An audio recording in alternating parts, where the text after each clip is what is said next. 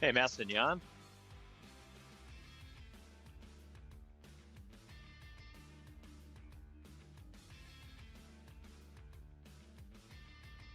Yeah, can you hear me? Yeah, I can hear you loud and clear. All right, perfect. So you're doing play-by-play for the first game, and then I'll do it for the second game. Is what we're doing? Yeah, that sounds good. Hey, do you have a Yeah. sheet game? Huh? Do you have a stat sheet for this game? Yeah, they're both on the table. You want? I only saw the 830s there. Oh, Did you grab two 730s by chance? I did actually. What a fucking idiot! I'll be right down. I'll be right down.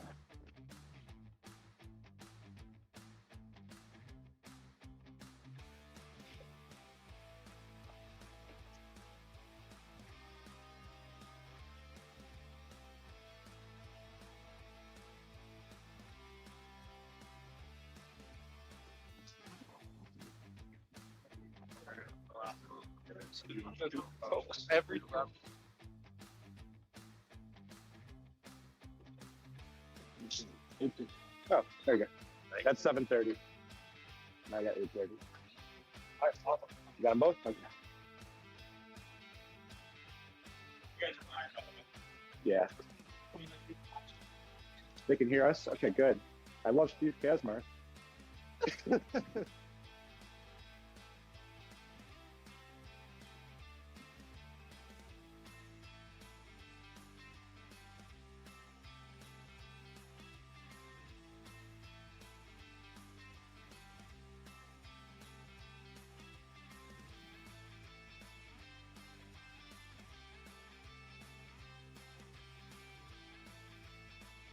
You want to kick us off, Brian?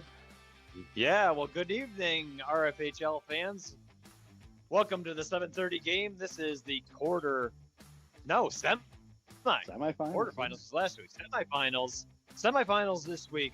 We got the first game here between the 1 seed Masturbators versus the 4 seed A Tribe Called Quest. Both had phenomenal games last week in the quarterfinals. Took out wonderful, amazing, talented RFHLers like myself and my co-pilot for the evening, Mr. Rob Maston. Maston, how are you doing this evening? Doing well. That is very true. The Masturbators did take us out, but what I saw from them last week shows they may have a few Achilles heels and may be beatable. Yeah, I mean, I know the focus is here on these two teams right now, but I thought the Iron Thrones had a phenomenal game last week. I thought outside of the 2 minutes in the second period that you had, you guys really controlled a lot of the pace of that game. I thought you might get the better half of the Masturbators, but it was not meant to be, sadly. Yeah, it was kind of one of those deals where good defense led to any offense, and then we just ran out of offense. So with those guys, you can't make any mistakes, and we made quite a few in that 2 minutes that you're talking about, and yeah, they definitely capitalized. Well, the big news of the game today is the fact that Masturbators are down their number 1 seed, Leduc. And Yes. in his place, based off of RFHL rules, they have a substitute, which is bringing back Shane Ryan, who has not played at all this season, but is a perennial RFHLer. What do you think of that? The switch up with that, the controversy that's happening in Discord with it, and how do you think a Tribe Called Quest handles it today? Well, the controversy isn't so controversial because it's a rule we've had for the past 3 seasons, and it's one of those rules that when you use it, it's controversial because of first rounders. So we're gonna do a couple of surveys of the league and see if it's something we may have to switch up. But I don't think it's that controversial since it's a rule we've had established. But Shane's a great hockey player, but it's going to be really tough to replace Leduc. It's going to be interesting to see how he fits in with his first game of the season in a very, very contentious playoff game. Yeah, 100%. Probably against one of the, I would say, one of the best goaltenders in the league, and Sir Brett Slater here. What do you think? What do you think the strategy here is for a Tribe Called Quest? As we are about 15 seconds from playtime.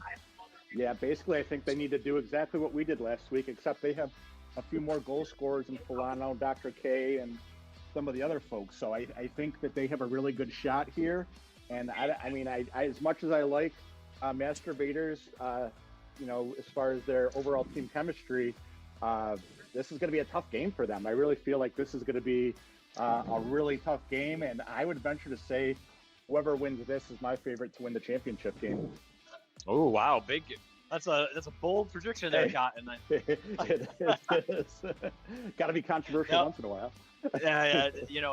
Nothing against the two teams that are coming up because Manitoba and Limp Bizkits are both solid teams. Honestly, all four teams, like we were talking earlier in the week, the quarterfinals were chalked here. We got 1 through 4 that is in the semifinals for this week. We got Sweet Meat and Mr. Paul Fridman as the referees for this game. Once again, reminder that referees are people too, so let's treat them kindly. They are. Now, Maston, I see that you're not reffing this game. Is there a reason you're broadcasting as opposed to reffing this game? I had a tough time of refereeing last week, so I decided I like broadcasting more, so I decided to take probably take the rest of this season off at least to not referee. But also wanted to mention that we're not alone on this call here, Brian. We also have downstairs Austin Rayom, and he will be our sideline reporter for today. And if you don't mind, Brian, I'm going to swing it down to him for a minute and see what he's hearing on the stage and between both benches today. Our own personal Pierre McGuire. Yeah, both teams are just getting ready, talking about game plans, getting ready. This should be a good one tonight. All right, good. And I'll throw it back to you, Brian, as I see the refs are they had talked about doing 3 refs for this game, but I don't see that. They didn't want – I think they might have a stage ref. I think that may be what Kenton's doing, or league veterans. Like, I think that might be Dan Hook down there. So we'll see if they're maybe like the goal ref. Well, we'll see. I mean, obviously, we got 2 of the best refs in this league here. Yeah. Maston, no, nothing against you. I was giving you a lot of crap on the broadcast last week. I don't know if you listened back to it, but it was just, honestly, it was a lot of fun. It was just a funny – It's just a funny scenario. So, I appreciate. I hope. What had happened is I pointed at the puck to say, "Hey, it's right there," and it was right there. But usually, when you point at the goal, that means a goal. So that's where I had messed up. So. It was all good, and it was more that you doubled down on it too. It was, but all good here. Hey, just quick little bit behind the scenes. Are you handling Scorebug, or would you like me to? If you don't mind, it's the worst thing. I'm so bad at it, and I never get it right. My phone's all right, no slow. problem.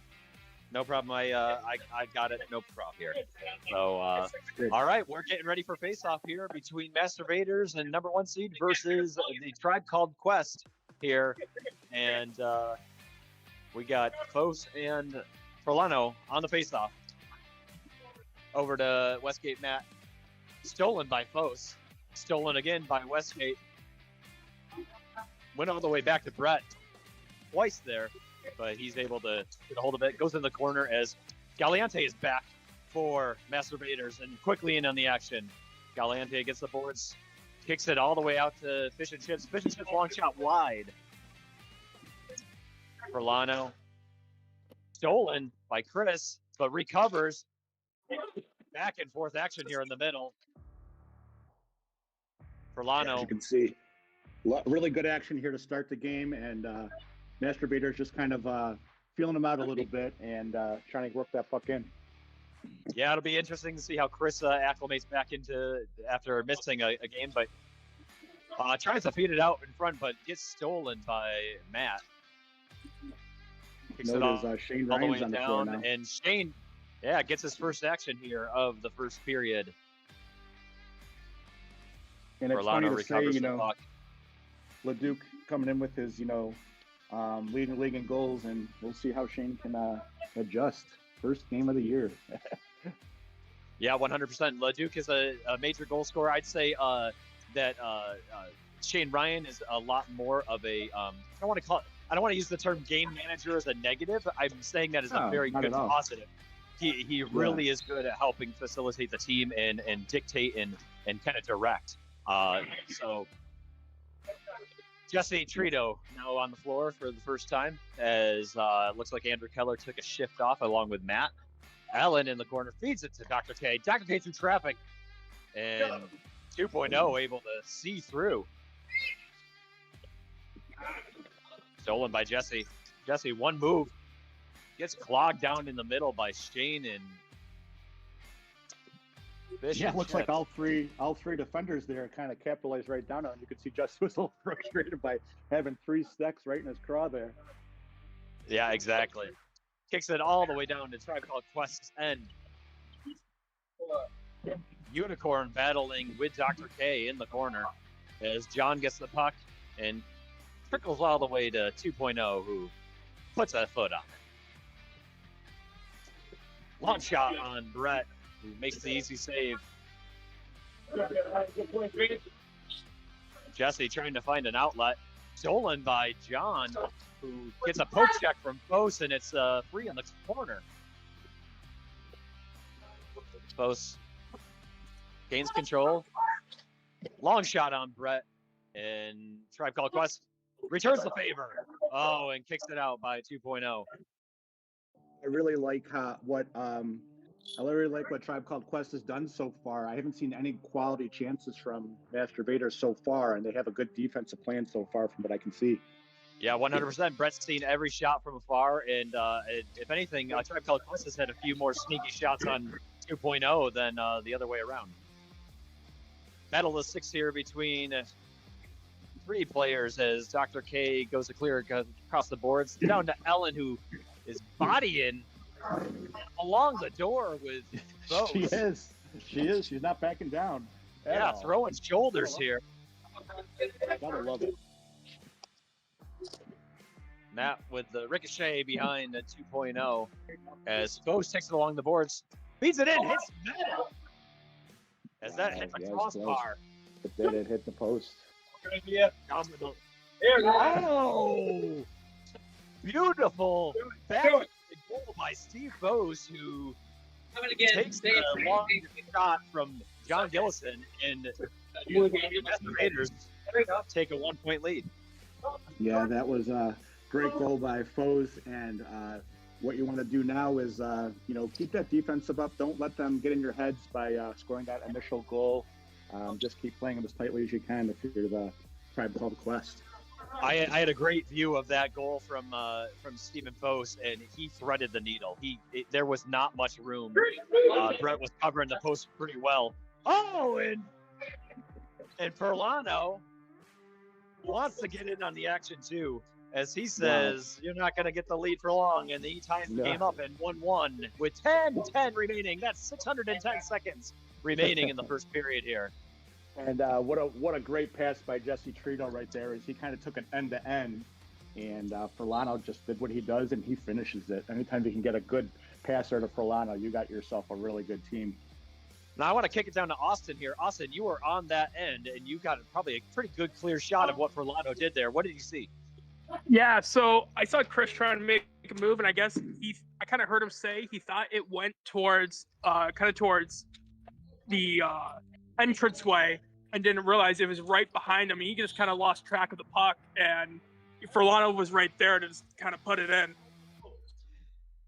Well, I'll tell you, you never want to let Furlano clean up on those rebounds. He'll make you pay, and like he just did, it's a 1-1 game here. Skylar tries to kick it over to Furlano. Trip, but no call by the refs. Incidental contact. It's a tough job.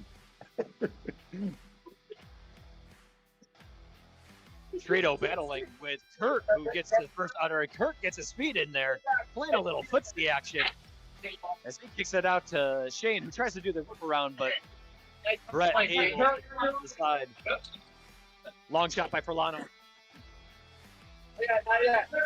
With a couple of good quality chances and good hustle plays right there, which is exactly what Masturbators need. That's kind of what sets them apart from other teams, is that hustle and winning those puck battles. And so far, it's been really good for them as Kurt comes onto the floor for the first time. Yeah, and Brett with another easy save as Dr. K kicks it across court, gets it to Furlano, but Gillison steals. Dr. K behind his own net. Westgate Matt off the bench. Long shot on 2.0, who makes the easy cover. Fish and chips with the freeze. Long shot goes over the net. Dr. K along the boards battling with Shane. Two Shanes. We got double Shane action here on Masturbators. We're going to have to specify as we go.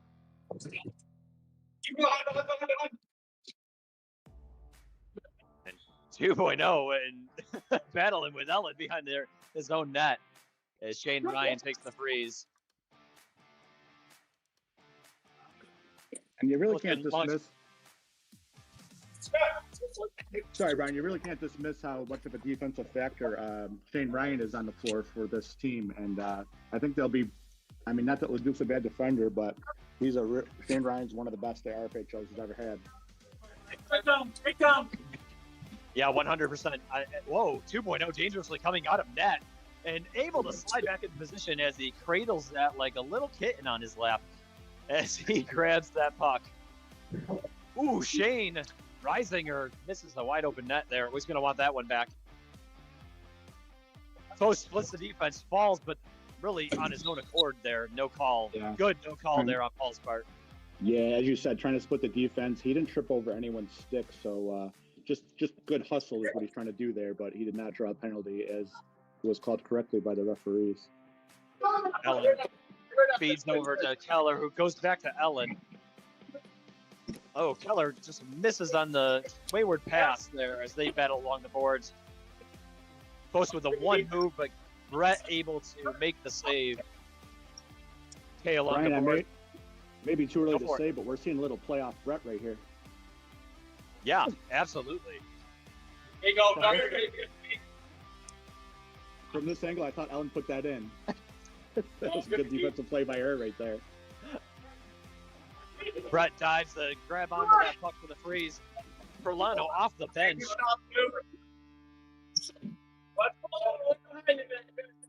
A lot of vocality here on the floor. I'm sure you can hear it through the mics. I'm sure we're getting pick up from me and pick up from Austin as we're getting lots and lots of chatter on the floor.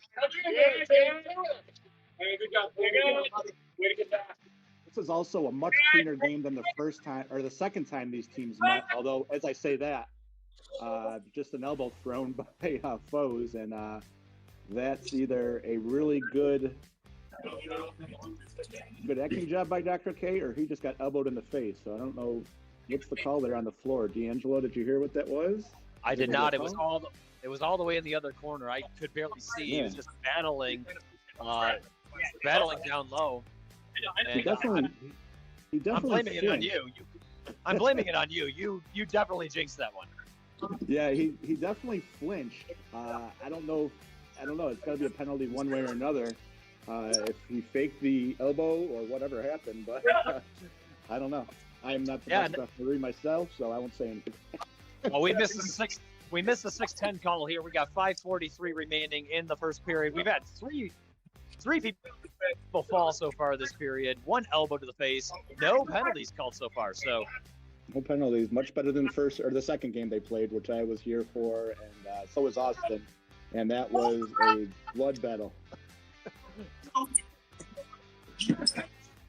Oh my goodness! Beautiful, wide open, unchallenged shot by Westgate Matt as he finds 5-hole on 2.0, and this is something we don't often. I think that was more. I think that was more glove side. Oh, was it? Was it glove side?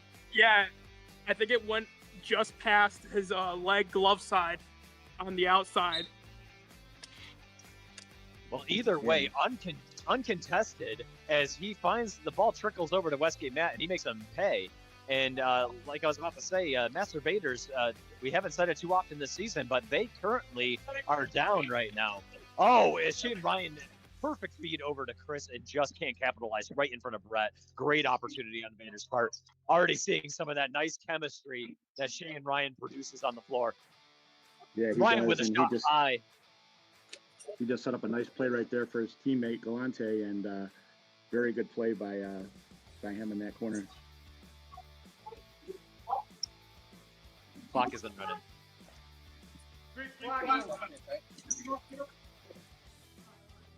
So we have an issue. The clock was not running for about that 30 seconds, so maybe we'll get a correction at the next stoppage of play. But Yeah, probably had about a 30 seconds extra time there on the clock as a little clock snafu.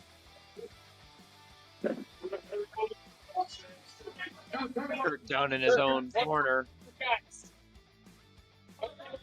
Gets caught in the pads as we get a. Now that's an unusual one right there.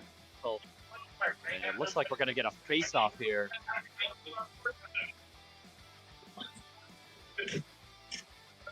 Sweet's laughing. He's saying the one spot in the wall where it can get caught, it gets caught. It's true. I haven't seen it get caught there too many times. We've been here for a while.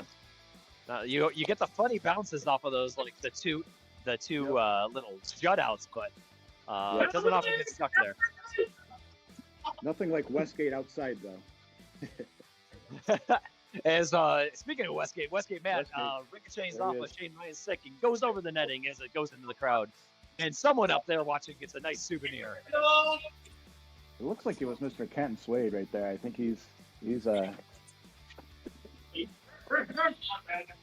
we got a nice little crowd there on stage here as we see some members of the upcoming games, as well as some just wonderful spectators here in the semifinals. 4 minutes remaining in the first period. Keller over to Dr. K. Once again, a lot of chatter. Chris with the puck.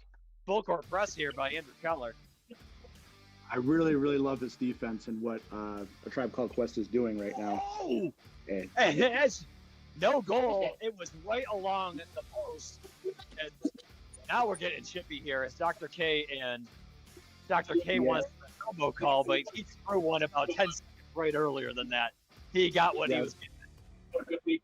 Yeah, I'd say both of them were guilty on that one. They were both playing physical, and the refs are letting it go for now. But I could see a case where you could make it where it could be 2-on-2.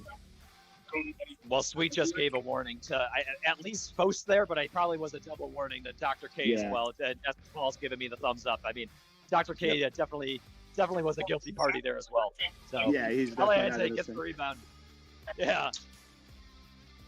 Keller tries to do the long shot, goes up on the stage as it seems to stay, and it is going to be Bader puck. Dr. K really wants this one. I can tell he's definitely giving it his all, playing his heart and soul out. As I don't see him go puck too often right there. Well, and as you know, Dr. K is one of those veteran players that has never gotten a championship. Mr. Maston, you were also part of that crew, are you not? Right? I am, and it's a frustrating feeling. But I've been here a lot longer than Dr. K. Not that I can compare myself to Dr. K with his talent, but yeah, he's definitely a point of contention. And when you're that close to a championship game, you got to play your heart out. Well, look at the bright side. You could be Kenton. So. Hey, at least he was in Florida for a couple of years. I don't even have that excuse. As we got to face off again, a little chippiness in the corner. Yeah, I think the table fell down on the puck, so that was like more of a facility. Shane Ryan hits his second post of the period as the metal behind Brett is doing a lot of hard work so far this period. Brett with the freeze. Furlano. Good block by Reisinger as Ellen battles with Shane Ryan. I really like how they're pressuring the puck on Gilson too. He has not gotten any shots that I've seen so far, and they're really pressuring the point, which is one thing we did not do last week. I can tell you that much. Well, and that is key. I mean, I would say his most dangerous shot is that one from beyond the arc, and if you can keep him from having a clean shot, like he's just about to get, but Furlano got a stick on him. Yeah, he came out of nowhere on that one too. That's really Furlano right there. Really did. Furlano kicks it back to Tredo, but a little too wide for him. Again, full court press by both of these teams, not letting up on the defense. And man, you can see it. Tredo is a little huffing and puffing here as long shot goes to 2.0. Ellen doing a good job on Shane Ryan. Oh boy, that's a turnover. Good save by 2.0 right there. That was great a save. One. He had him one-on-one. Yeah, and straight. Oh my goodness! And that is an unlucky bounce. Very unlucky. Those are the ones that you'll think about when you go home tonight. Yeah, that was just unlucky right there, as that goes 5-hole. I think it goes 5-hole on Brett, and he's just, you could tell he's frustrated. He's shaking his head there, and I mean, I would say that Tribe Called Quest has controlled a lot of the pace of that period, but that is an unlucky bounce right there. Yeah, that's what talent does to you. Is those kind of goals can kind of escalate there. So let's see how Tribe Called Quest reacts to this, as far as if they can tie this game, especially before the end of the first period here. Yeah, after that goal, 2.0 walked over to the bench and said that goal was a gift. You know, we got to start working on the forecheck. We're watching the puck too much. So I want to see how the Masturbators work on it for the rest of this period and this game going forward. Ooh, and they almost had the same situation happen once again. Bad ricochet that almost went by Brett there. Yeah, that was dangerous. I don't know if the floor player came in quick. I think that might have been Foes, but I thought he got in there a little bit quick. I'm not sure about that 3-second phone. That 3-second count right there. And we got a high stick on the shot by Gillison as he tries to reload. Goes over to Chris. Just a shot wide. What a pass right there by Gilson right there. He had Galante wide open right there, and good. One of the best passes you're going to see in the RFHL this year. That was great. Little back and forth there as, man, another great save by Brett as Fish and Chips chases it all the way to the goaltender. I'm seeing a lot of arms up. And that, as in, I didn't do anything. Sorry, Brian. No, all good. We have a tie game here, 2-2 in the first period. Entering the second. What do you think here, Masson? What did you see? What do you think each team has to do to adjust? Great insight there by Austin during the kind of the 1 minute warning. Like to hear that. What do you see from up top? They outplayed them. Tribe Called Quest definitely outplayed them. They got that fluke goal at the end, and it's basically going to be a response of how they respond to that fluke goal. They know they've been playing good defense, and they know that these guys aren't used to the pressure that they're putting on them right now. And a very, very small factor that we haven't talked about yet, but this would be Master Vader's third win over a Tribe Called Quest. How tough is it to get that third win here in the RFHL? I mean, it's notorious. We talk about it all the time about you can't beat a team 3 times in this league. I mean, it has happened. It does happen, but it is a rarity. It is. And Austin had a really good point there with 2.0 probably kind of laying into his team right now. Like, hey, we're playing on our heels here. This isn't how Masturbator hockey is played. You know, they're not used to it though. It's kind of one of those dream team scenarios where like they haven't really had to play too many close games this year, and it's gonna be very interesting to see how they respond in the second period.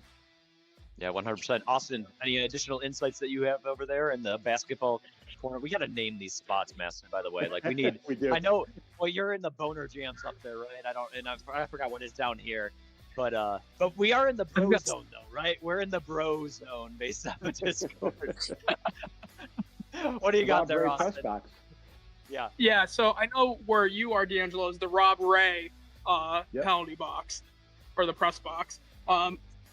I would be between the benches, but honestly, I wouldn't be able to watch the game from here. So, but one thing I noticed before the game during warm-ups, 2.0 spent some time with Shane Risingler about how to screen the goalie, and actually used me as an example as a goalie of how to screen the goalie. Instead of doing an offset screen, do a full-on, keep your back center to the goalie's head to force them to move around and make the 50-50 chance decision to move out of the way to tip it in.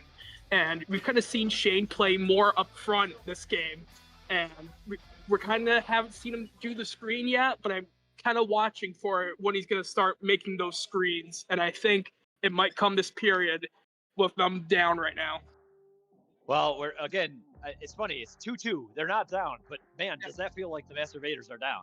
I mean, that's the crazy thing about this season. And we all know Shane Risinger is dangerous in front of the net. He is scrappy. He gets rebounds. He has a knack for finding the rebound, finding the puck, and slipping it by. So great insight there, Austin. I'd be curious to see if we see that as we have each team conferring here. It looks like Sweet is explaining some things over to Furlano, as Furlano is also known for bodying up. Yeah. Hey, Masson, what do you think? I mean, Shane Ryan, first period we've seen all season from him. I thought he played seamless. I mean, he looked like he had missed a step.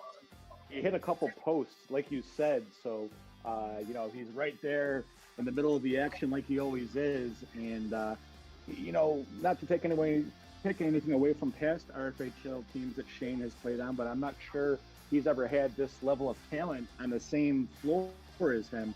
So I think he's kind of feeling it out a little bit. And this second and third period, I think you're going to see some really good play by Shane Ryan. Shane could have been on a team with both Brett and Vos, and I don't know if he would have had the same amount of talent as this team. Right. Here with the Masturbators. So we'll be talking about this for years to come. This team right here. I'm going to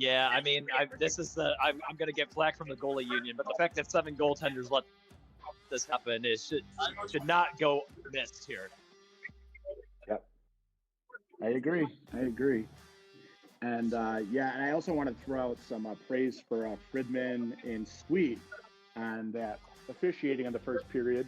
I mean, you can't go down from last week's officiating from me. So you did a great job, man. Outside of your hand signals, you did a great call, man. So great job. Now, I like the fact that they're letting both of these teams play.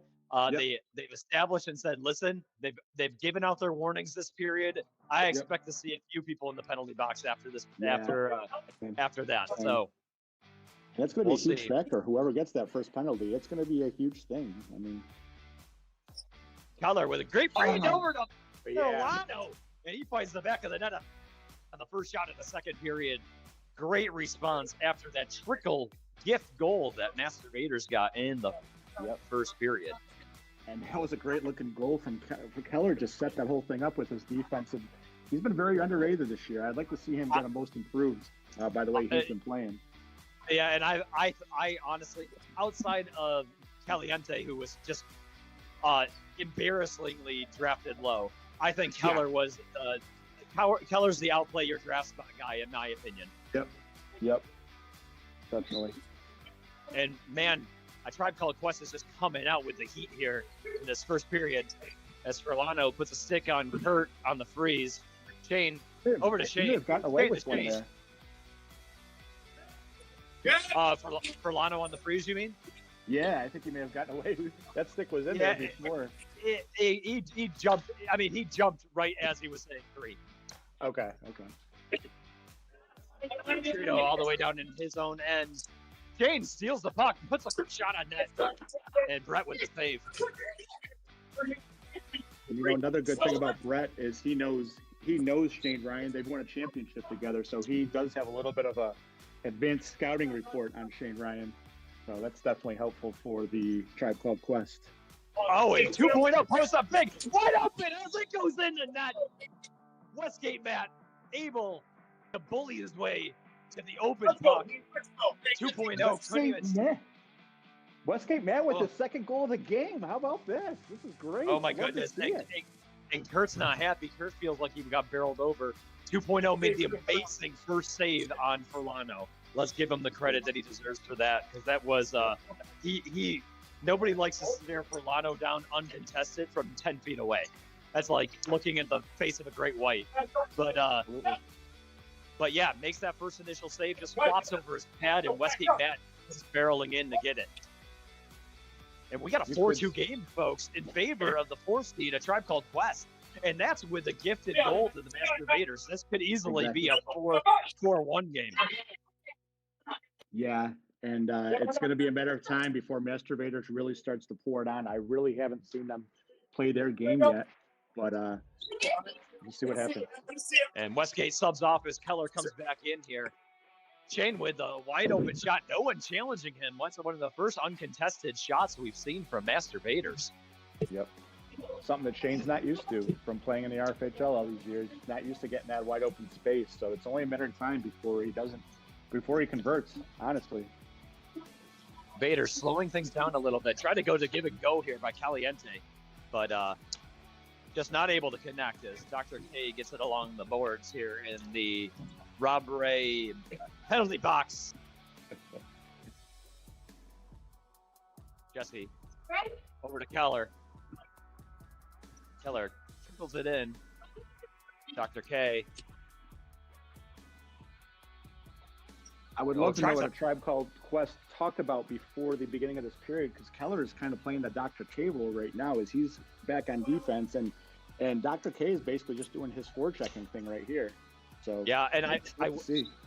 Yeah, a little bodying down here as it gets it's Tribe Called Quest. Yeah, the one thing I don't want to see though is Master Vader start going into prevent defense here. Right. You know what I mean? Right. Dr. K takes a tumble. One shot by Chris. Keller behind his own net. Tries to take it. Goes wide of 2.0 as Fish and Chip into the boards with Dr. K. Boy, that had to be a violent collision. I didn't see it, but Dr. K on Fish and Chips is not a light collision. No, not at all. 2.0, a lot of chatter for his team. Paul just trying to avoid every little bit of action here in the corner.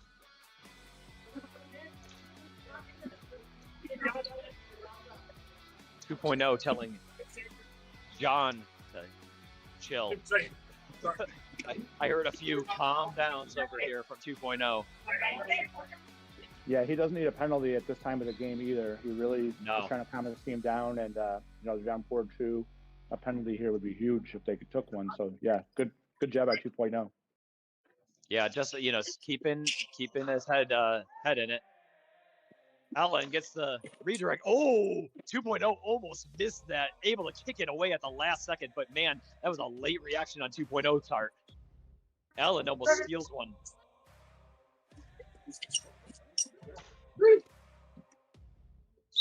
Westgate Matt with a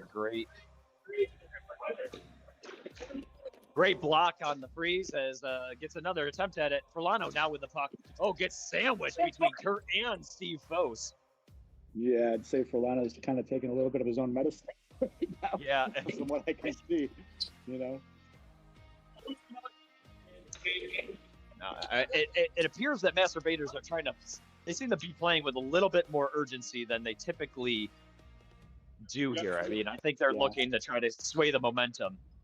You got to love the way Brett's playing too as a backstop for this team. He is really playing really well. And I don't want to give him that Chris Collinsworth curse, but no, not at all. I mean, he's playing well. We know playoff Fose. I think we're getting playoff Brett here right now. Yeah, absolutely. We sure saw it last week as we only were able to net, I think, 4 goals on Brett all game. Yep. Oh, Allen with the steal. It almost goes 5-hole. Ooh, that was close. He actually got that puck loose underneath 2.0, and they did blow the whistle there. I love the Allen grittiness that we're getting here. Absolutely. She's not afraid to be here. That's for sure. And we just get a double glove save back and forth here by these goaltenders, both playing outstanding so far. Don't tell the goalie you don't have any compliments out. Hey, this game means a lot to both of them, though. Ryan, 2.0 and Brett have a really good rivalry, good friends with each other, but they always have that, anybody with a good friend like this is going to have that kind of rivalry. So, gotta love to see it in the semifinals here.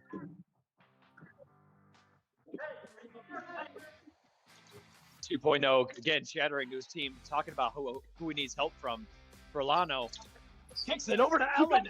Almost gets the one-timer. Again, Allen just outplaying her draft spot so far this game. She is. Force. And that pass just went a little bit wider for her. Or else she definitely had eyes on that one. So definitely a tough puck to handle right there as Furlano, made a great play. Allen tries to return the favor with the feed over to Furlano. Just can't capitalize here.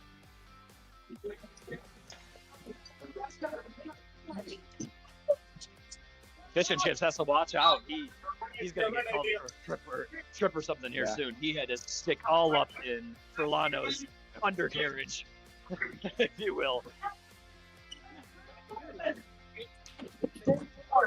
Yeah, every time you see somebody go to the boards tonight, you kind of like cringe a little bit because they're flying. They're not just, those are brick walls, folks. Yeah, Furlano gave Paul an eye looking for the call, and Furlano saying, you're giving it just as much as you're taking it, so. Yep. Furlano battle into the corner. It is getting very, very chippy down here. Oh, Furlano almost had Ellen on the doorstep again. That was a very fast pass, though. I don't think too many people would have been able to handle that one. Shane by Reisinger goes wide.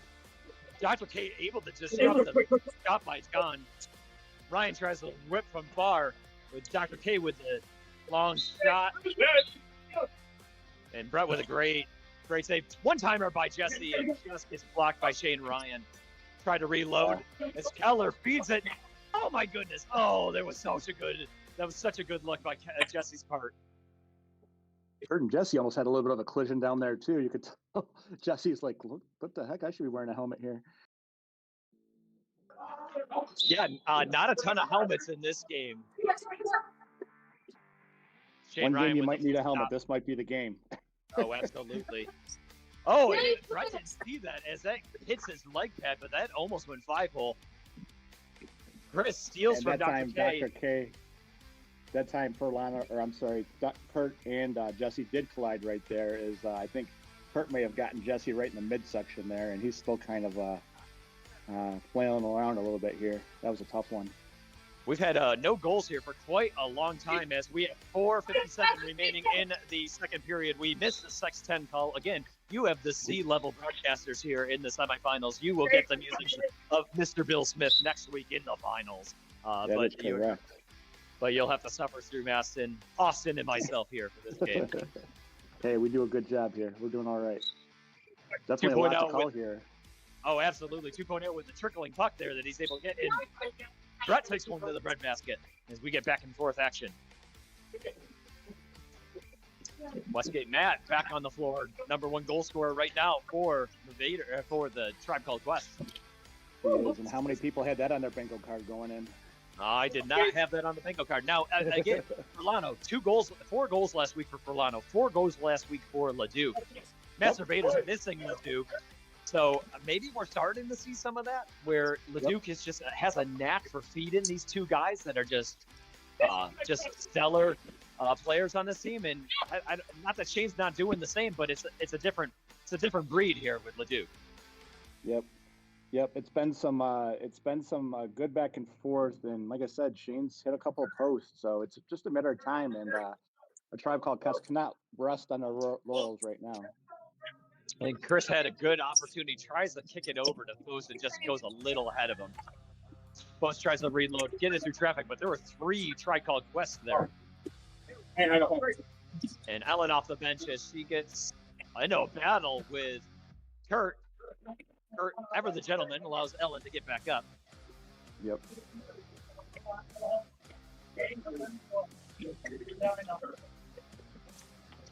Ooh, almost a turnover right there in front of the net is Kurt and Ellen right now. And a little bit of a bouncing puck there from Kurt.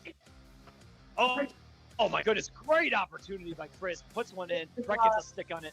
Steve Foast gets the rebound, and it just sails high over the netting as another fan gets a souvenir here in the semifinals. They're making out pretty well today, these fans. They are. I mean, we do have a plethora of orange pucks, apparently. Apparently, we have a repository of 30 of them. They talked about a humidor at one point. Long shot blocked by Brett. As we get, oh my goodness, 2.0 is laid out.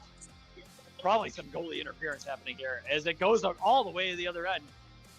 What a great play by Brett right there to cut off that net. As he had Galante by himself as everybody was kind of right in front of 2.0. Great play right there by Brett. That is an underrated save that he just made on that play. Huge. 100. I stared him down the whole way. Austin, what did you see on that? You had a perfect view. Yeah, Shane took a shot and there wasn't much of an angle to shoot, and you still got to shoot it. So he shot it, and it just hit the outside of the net towards me.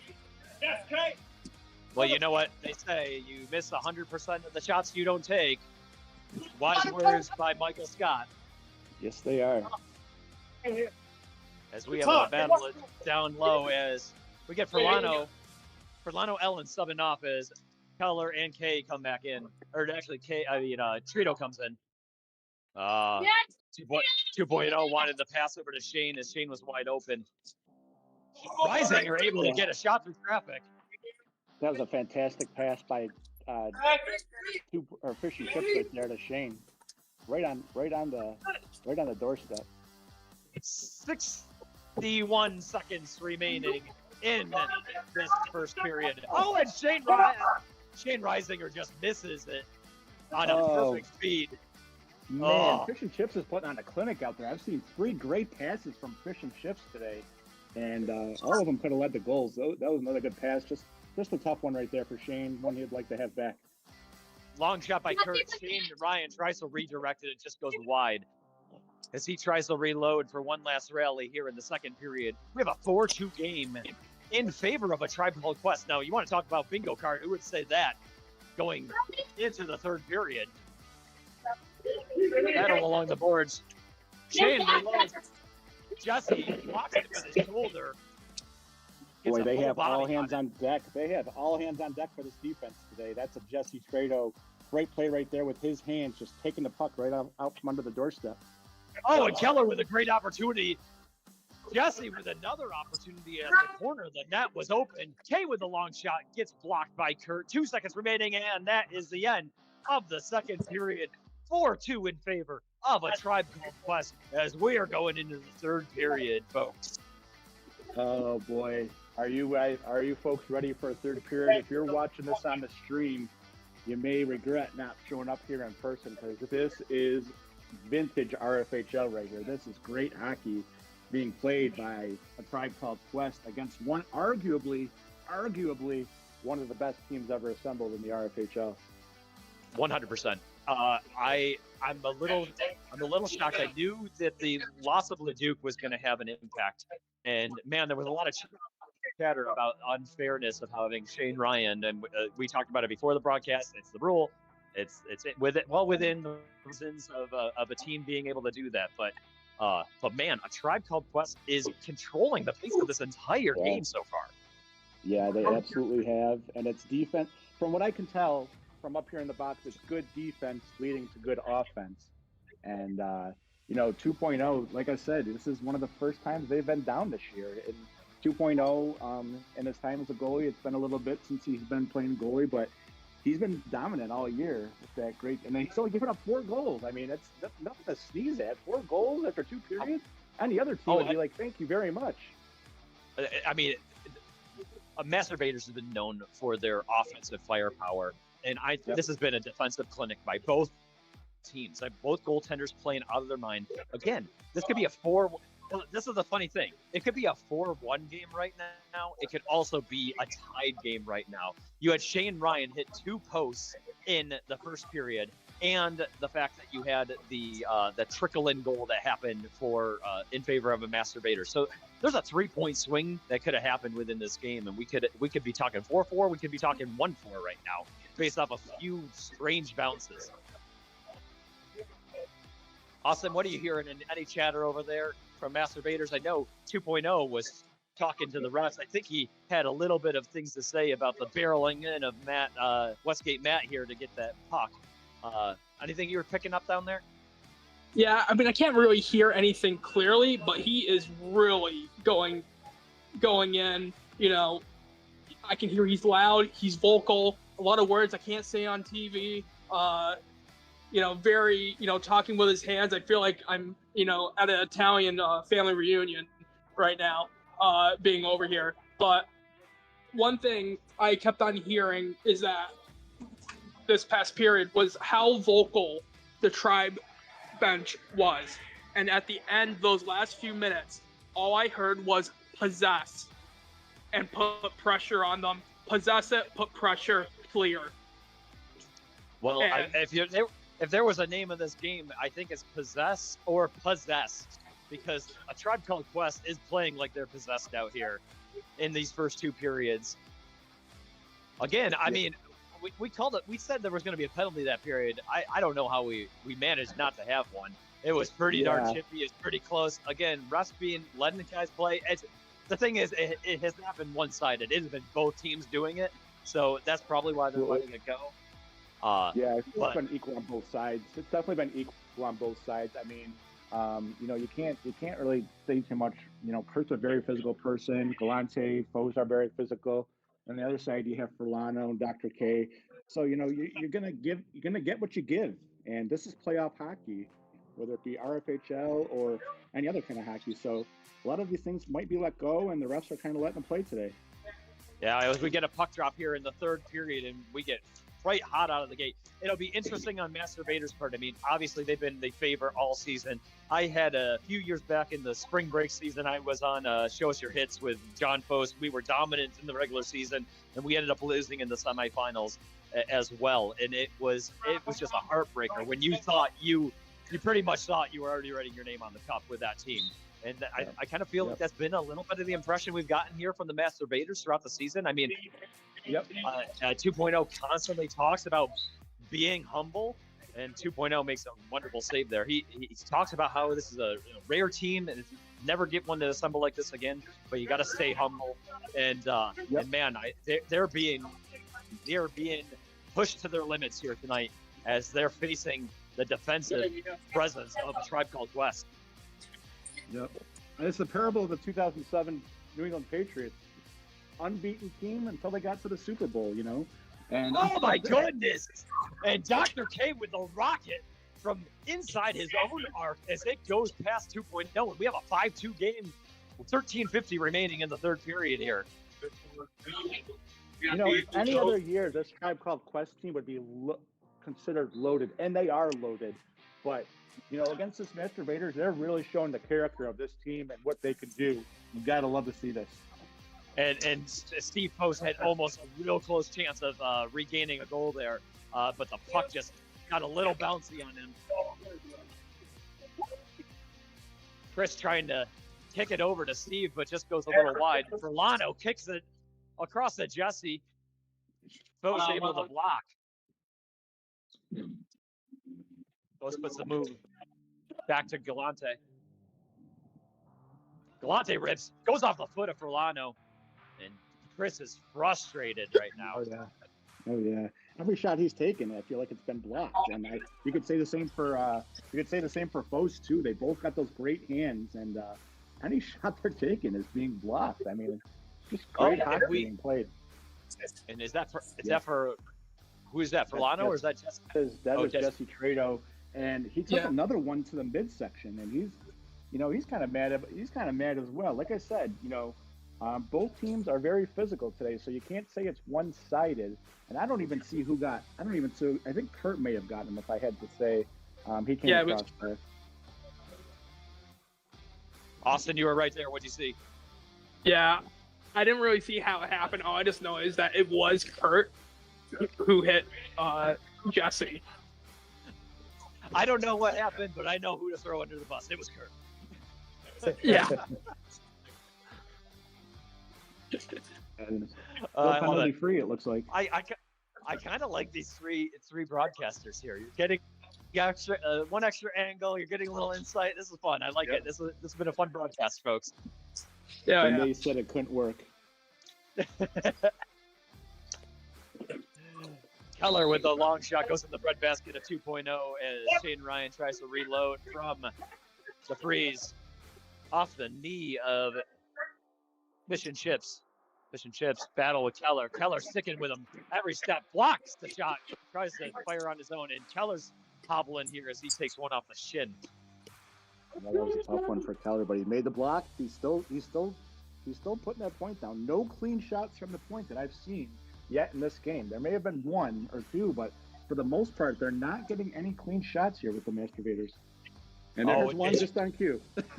and Keller tried to intercept that, just overran the pass, and then Fish and Chips has a wide open shot there. Shane Reisinger trying to do it, but Dr. K kicks it into his own corner. Reisinger to Ryan. You know, I want to see what Foes and Galante have for this game. I really feel that they're going to be the ones that need to step up, you know, for this offense. It was, you know, LeDuc was a heck of a player this year, but these guys both had great seasons and would be otherwise Rookie of the Year in any other year. So, you know, I want to see what they can do with this third period here. Well, and we do not have the season stats. We do not have the season stats in front of us right now. But LeDuc had 3 assists last week, and you know who picked up on those? That was Foes and well, Galante wasn't there last week, but but I mean, we talk about how many goals he gets, but he just sets his team up so well, and I think they're missing that tonight. The play by Dr. K there. Shane Ryan had a bit of an angle there, but Dr. K was able to put that one away. Oh, and Ryan had a great opportunity there. Was right in front of Brett, and just too many sticks on as it gets a funky bounce out. Both shoots wide. Ryan tries to set up the play. Furlano with the steal. When the patented Furlano kick. Creating some space for himself. And we're getting the Furlano-John battle back here again, too. Puck loose out in front of Brett, and it just, another opportunity missed here by Masturbators. Uh-oh. Steve shoots just wide as he gets his own opportunity. And there it is. And we talked about these two needing to step up as Stephen Post. Jesse was playing great defense there as he was locking down on Chris, and somehow Post still finds a way through as Galante puts one in. Yeah, we've all been victims of Galante and Post this season as far as having them both on the same line. That is deadly, and they can stop it, and they just did it again. And oh boy, we went from a 5 to. Was it 5-2? 5-2 game. Yeah, it was 5-4 game now here. And what did you say before the broadcast, Brian? We had the Iron Thrones had that really tough 2 minutes last week, and let's see what a Tribe Called Quest can do here to, you know, take away from that impact scoring right there. Yeah, I mean, they played good defense during those times. It just is. We're getting a little chippy and. Oh, that's. No call there by the refs again. Yeah, I think that's another case of one giving it to the other, and Dr. K and Kurt are both very, very famous for on both sides. Go.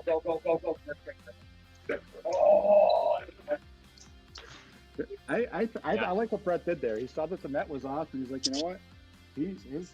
The other guy ran into it. I'm not going to go fix it, and that was must have been a goal. And we get a cross check. Is that going to be on Tribe, or is that going to be on Post right there? Yeah, it's on. I guess it was on Post there. I was kind of watching the Brett action here as the net got dislodged again. Kurt throwing elbows with Dr. K. Dr. K had a little bit of a dive there. There was definitely some back and forth there, and then Dr. K returns the favor, and then all of a sudden we get some cross-checking over on the other end of the court as Masturbators trying to get the shorty, as you say. Yeah. Westgate Matt to Keller, back to Westgate Matt. Goes great job wide. quarterbacking the power play is Keller. I'd like to see Furlano out there right now. I know he just came off, but we'd like to see him out there right now. Might be a little bit tired. Yeah, Chris and Shane on the floor. Shane, a great penalty killer in this league. Yep.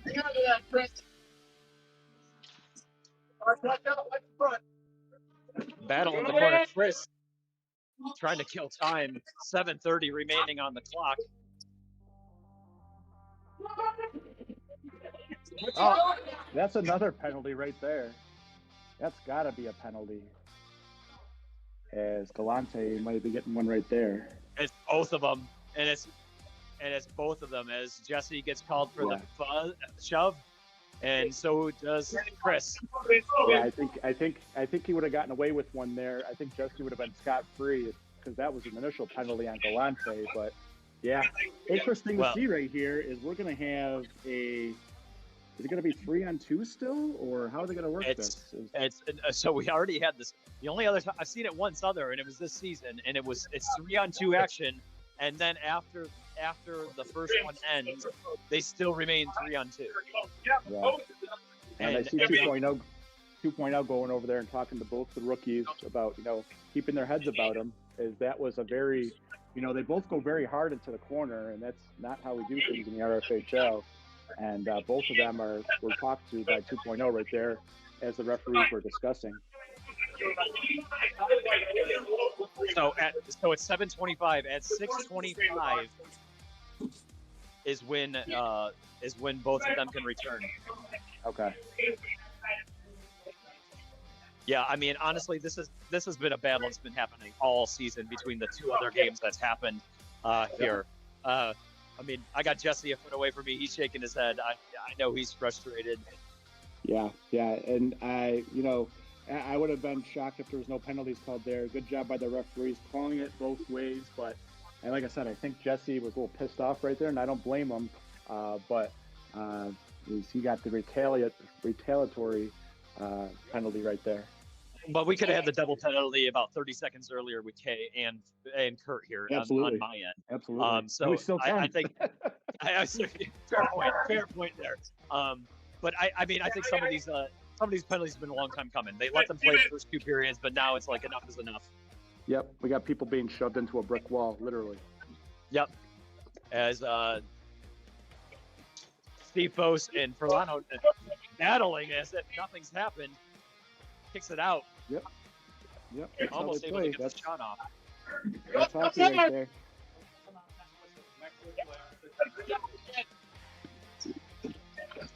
Allen throwing elbows here. Good job, right?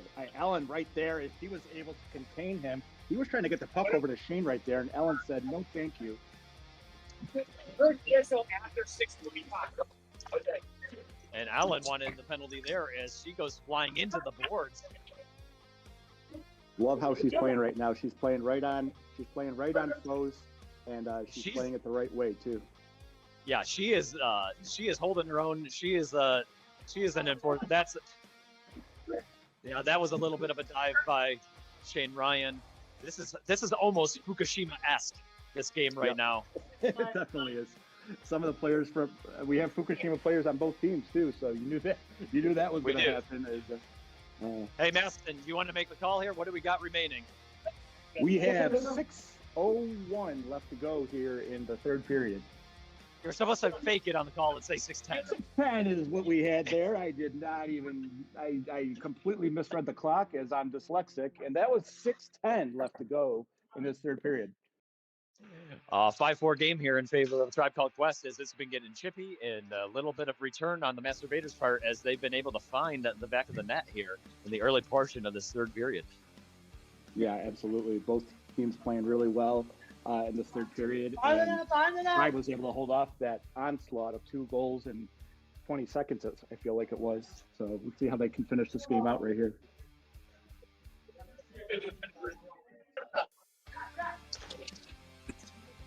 Deflection goes up onto the stage.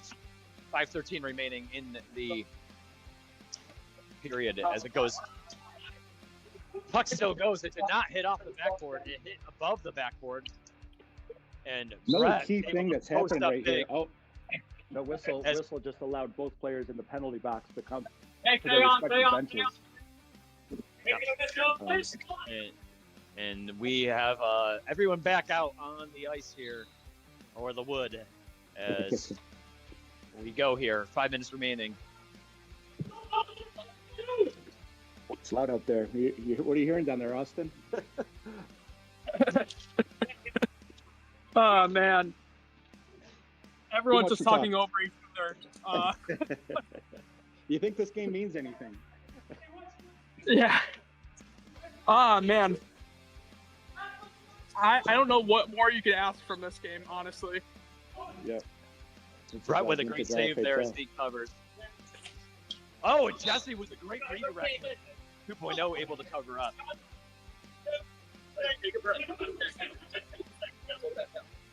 Shane Ryan. Oh, good setup right there. Great setup as he takes a shot, but Brett able to slide over into position and make the save. As it kicks all the way down to Jesse. Jesse trying to find the open person. Ellen. Nope. Doesn't get through the traffic as Chris tries to take it downtown. Great play by Dr. K right there. Oh, boy, was that a good play by Dr. K. He broke up that pass, and that would have been 5-5 right there. Absolutely. Reisinger was ready for it on the other side of the net. Battle on the boards. Little footsie action. Hacky sack here between both players. Shane Ryan comes up with it. Tries to kick it over, but just gets caught up into a Tribe Called Quest as it goes down into the corner. 3:30 remaining in the third period. We have a 1-point game. Solano on the floor now. Goes around Dr. K. Again by Dr. K to break up that pass. Allen tries to kick it along the wall. Over to Furlano. Furlano. Shane Ryan with the block.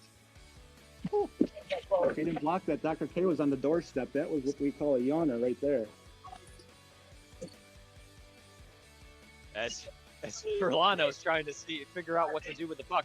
Dr. K goes into the boards along the Masturbators bench by Steve Foes. No call on Sweet's part. As intense 3 minutes right here. We get buckle up, everybody. Yeah, Furlano just with a penalty kill. Oh, and Dr. K with a great attempt on that, but 2.0 with an amazing save.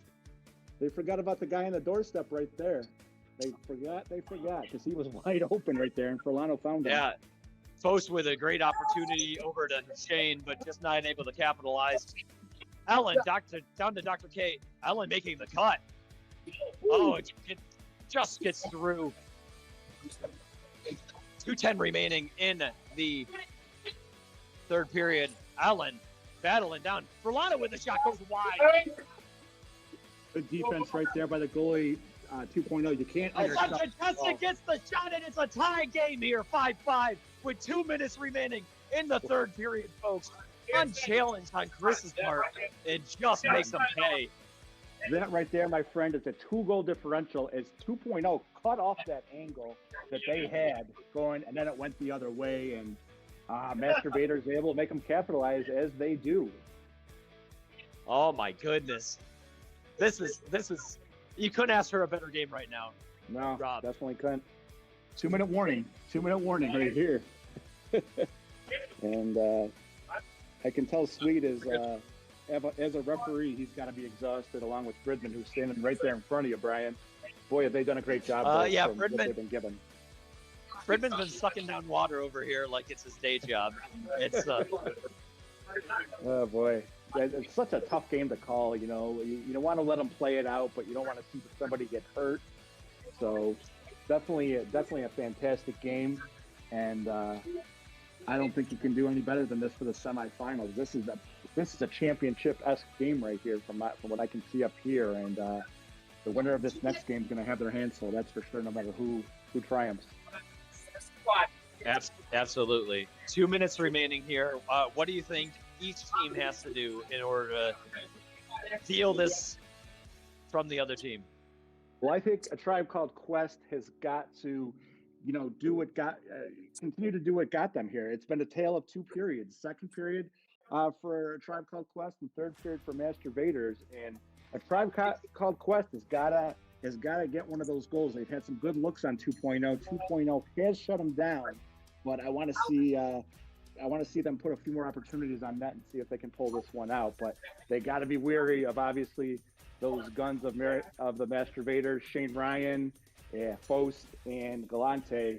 I would expect to see those three come onto the floor here, but we'll see what happens. Yeah. We got a little conferring back and forth by the refs as they're trying to strategize this last 2 minutes. I think we all know what's about to happen, so I think they're just getting ready for it. Yep. And that's exactly who they put on the floor as their top three right now. And this is going to be a finish, folks. All right, we're about to get the puck drop here with 2 minutes exactly remaining in the third period. Goaltenders ready. Gladiators ready. As we go. Chris beyond his own net. Long shot goes back on the net as it's a freeze in favor of a Tribe Called Quest. Sorry, not a freeze, but it's a stoppage of play.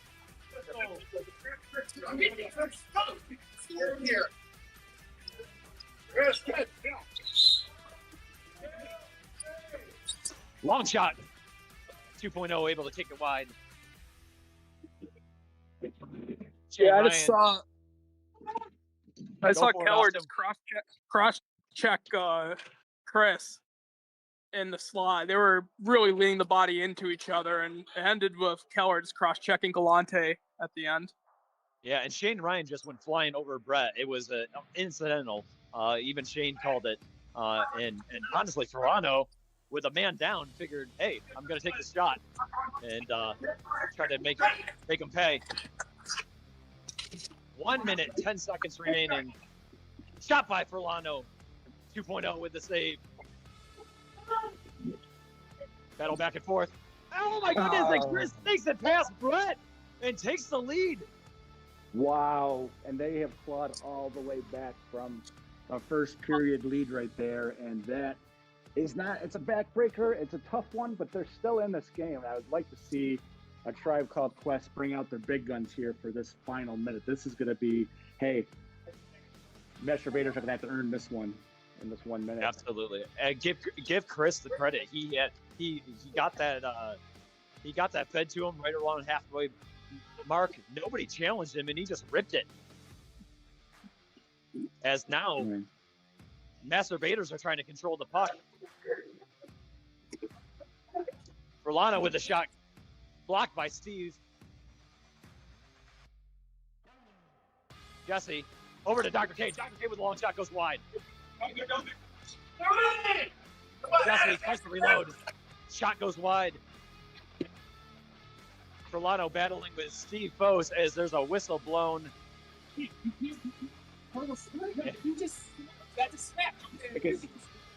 I can hear Sweet talking to Foes right now. Is that a penalty they're calling? Yeah, slash. Okay. Yeah, I can see it from here that was the beginning of a slash, but I didn't see him finish it from up where I am. So thanks for that call right there. So we'll see. 20 seconds left to go. 20 seconds remaining. A Tribe Called Quest down by 1 on the power play, and they're pulling Brett, and they're calling an initial timeout here, I believe. Oh boy, love to see this. A 4-on-2, and you know, back at the old YMCA, the goalie pull did not work, but as somebody who's seen it work twice in the past 2 years on my own team, not counting how many times it's happened on other teams, the goalie pull is efficient. This could be huge right here. Looking forward to seeing this 20 seconds of hockey. Well, I will say, Masturbators have not faced a game like this all season, and give credit. They've had to play from ahead all season for the most part, and they've clawed their way back into this, down their number one. Let's say down their number 1.5 because you have your sub. So very gutty win right here. Do I see Keller leaving right now? Is he leaving? That's unusual. I wonder what's going on right there. Galliente able to block that shot, goes over to Jesse. Jesse tries to clear it out, but Chris gets the puck. Masturbators controlling this so far as it battles in. 5 seconds remaining. 4, 3, 2, and that's game, folks. Wow. Good finish right there.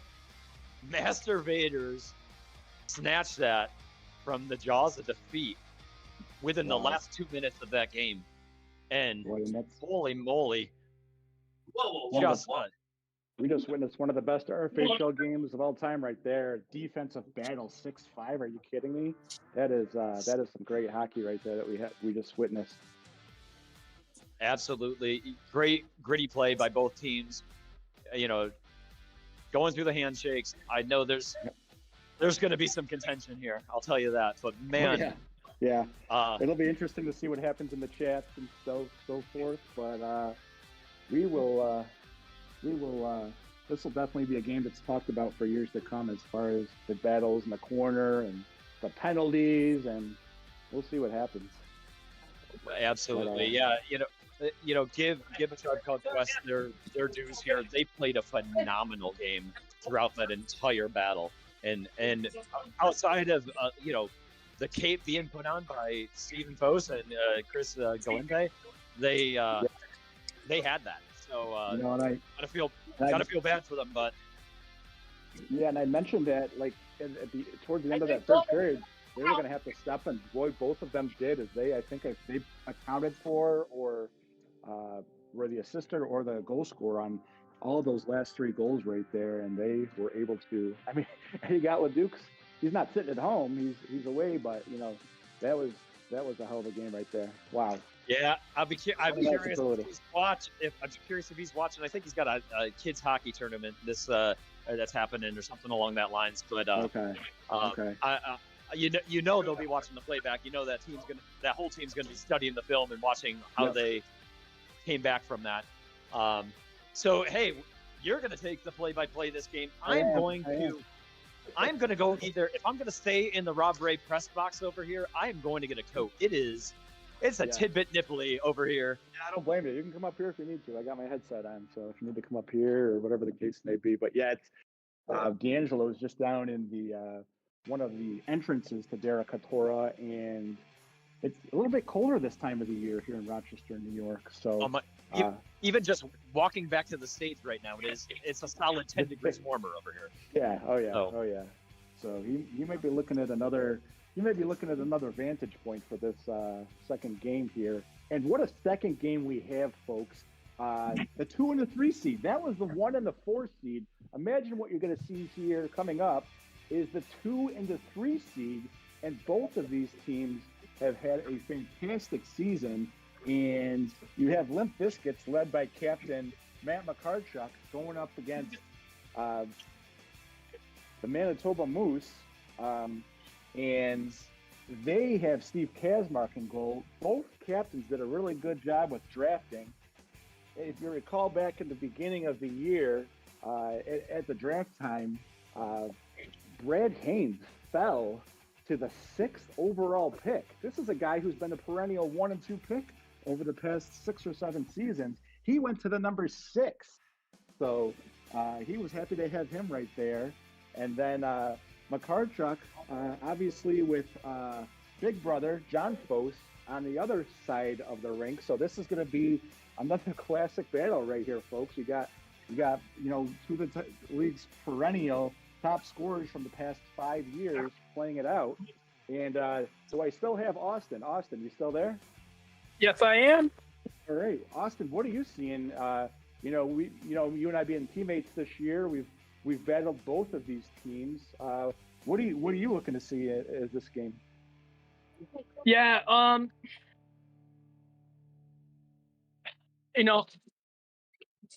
where I am. You get the stages coming into the locker room, so to say, and you can kind of see like Limp Bizkits walked by and they were kind of like, all right, this is it. Yep. I got that kind of this is it feeling. And I kind of had the feeling that they're prepared and they're ready. Although I wonder how much watching that previous game mentally is going to do anything to them. You know what I mean? I was just about to say that. Because you got to figure after watching that game, both these teams may be a little shell shocked.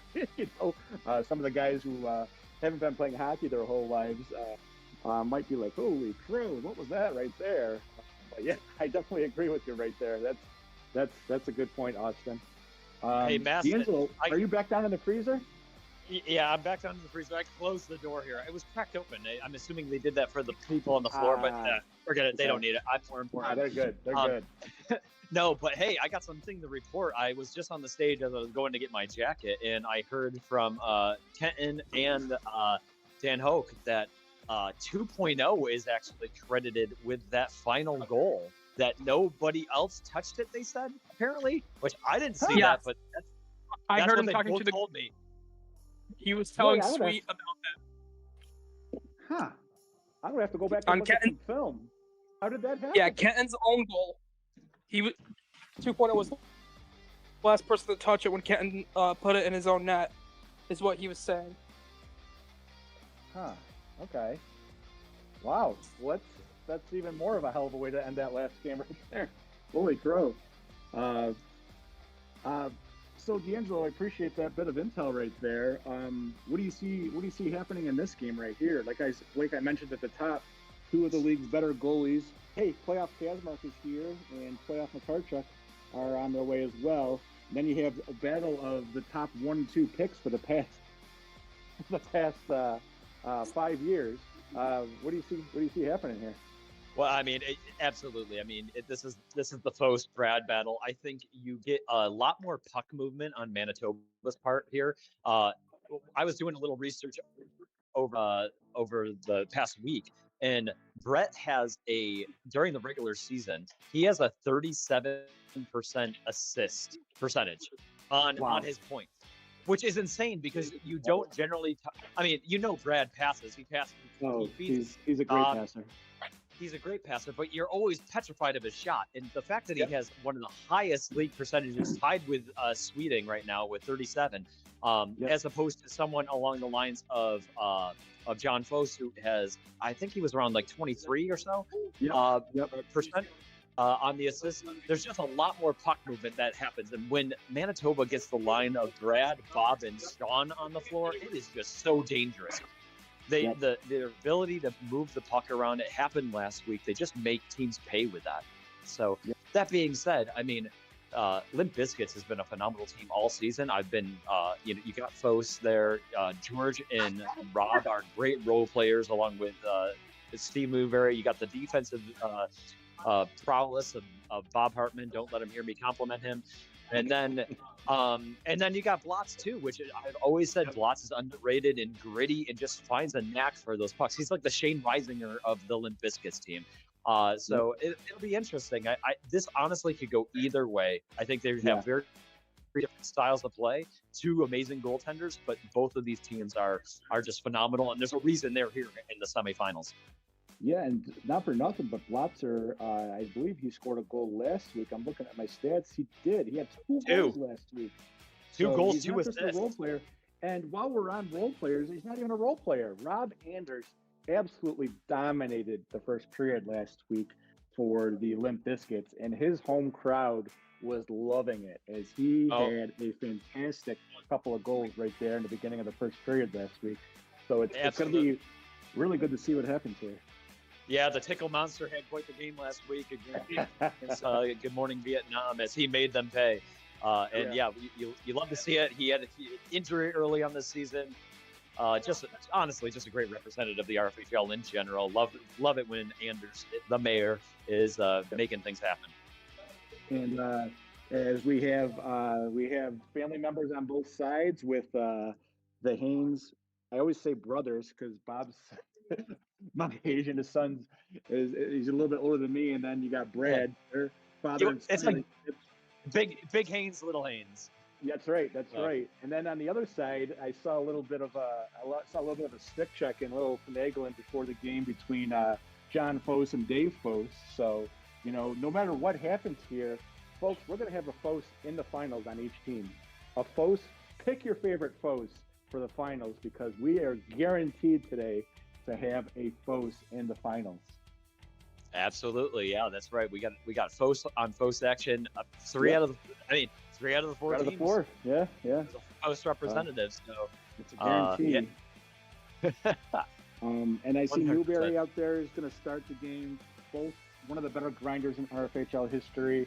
One of the better forecheckers. And then speaking of forecheckers, got George Kuhn, who I've played with a number of times, and so talk about underrated hockey players. He's a two-way player. He's got great hands. He can get in close and make the goalie look foolish with his hands. And I've seen it firsthand so many times being on his team. And then on the other end, you got somebody also very underrated is Sean Petrie, as he plays hockey with Brad and Bob on the River Rats, so they've already got that connection. Really good defensive player, and I feel like he holds back a little bit. I'd like to see what he does here in this game if it's tight. Very good passer, somebody who sets up Brad, so we'll see what happens here. Well, he didn't hold back last week. He had 4 goals, 1 assist last week. Has 9 playoff goals throughout his career. Here's a fun fact, too. John Fost with 84 points in his playoff career. Wow. Brad Haynes with 86 points. Wow. So, right off the bat, we see Newberry take one to where the sun doesn't shine, as my friend 2.0 says, the friend zone. Newberry plays the puck along the wall, gives it off over there to Bob. Do we have a goal right there? Yes, it was a beautiful feed from Bob in the corner, feeds it through traffic out to Fost, and Fost makes him pay, and Bob gives him the friendly point and says, "I see it, bro." That was a quick one. Holy crow. I don't think Kazmark saw that one at all either, and it is already a 1-0 game as Limp Biscuits takes the lead. Fost goes to his perch behind the goal, finds a pass, gets it into the corner to Bob Hartman. Bob Hartman looks towards the middle, and that's broken up by Shane Humphreys. Hartman takes control of the puck, but is stripped by Shane Humphreys. Humphreys dashes it down to Foss, who plays it behind his net. First rounder action is Haynes and Foss there. Here's Petrie. Has an open guy on the net. Quick shot right there is turned away. Makarchuk, as he made a nice save. In the corner, Rob Anders on Shane Humphreys. Rob looking for a pass partner. Takes it around. Takes a backhander on Kazmark. And that one was under him. I've seen that one before. That was an inch away from crossing the line, too. And talking to crossing the line. Did Dave Foss just say, "Hey, cousin, I see ya," and he just scores his first goal of the game. And Dave Foss is on the board. His first playoff goal of the year. Yeah, first playoff goal of the year. Second playoff goal in his career. Wow. Playoff foes, not just a goalie, also a heck of a floor player. I love it. As goes into the corner, played by the said Dave Foss, who tries to get it behind his net, being closely guarded by George, who passes it off to Rob Anders in the corner in his defensive zone. Foss doing some good forechecking on Newberry. Newberry has the puck, passes it down. That goes to the other end where it's played by George Kuhn. George kind of setting up, looking. Gets a pass through. Newberry almost had that one. Brad turns and shoots it the other way, but that one went wide. Great save by Makarchuk. Absolutely. And we are up and going here with 12:32 left to go in this first period. And it is a 1-1 hockey game already as that puck goes out of play. Looks like it's going to be going to the red team. Well, I like how in Discord this week, Foss said, "Hey, seventh rounders are people too," and you have both of these teams' seventh rounders contributing so far within the first 3 minutes. Look at Makarchuk clean up that mess, and he was able to control that rebound somehow. As Manitoba was right on the doorstep, and a good defensive play right there by John Blotzer. Takes it to the other end, where it's played by John Horan. John Horan, also very, very good hockey player here, and somebody who's going to block a lot of shots for his team. And heck, he's got a heck of a snap and slap shot too. As he takes the puck right to the middle, and it's played right there by Rob Anders, as he was able to see Horan take the puck across the crease the whole way. Blotzer puts it into the corner for Foss. Foss is back on the floor. John Foss for the Limp Bizkit. Gets the puck over. Bob just went through his legs to get that puck to Blotzer at the point.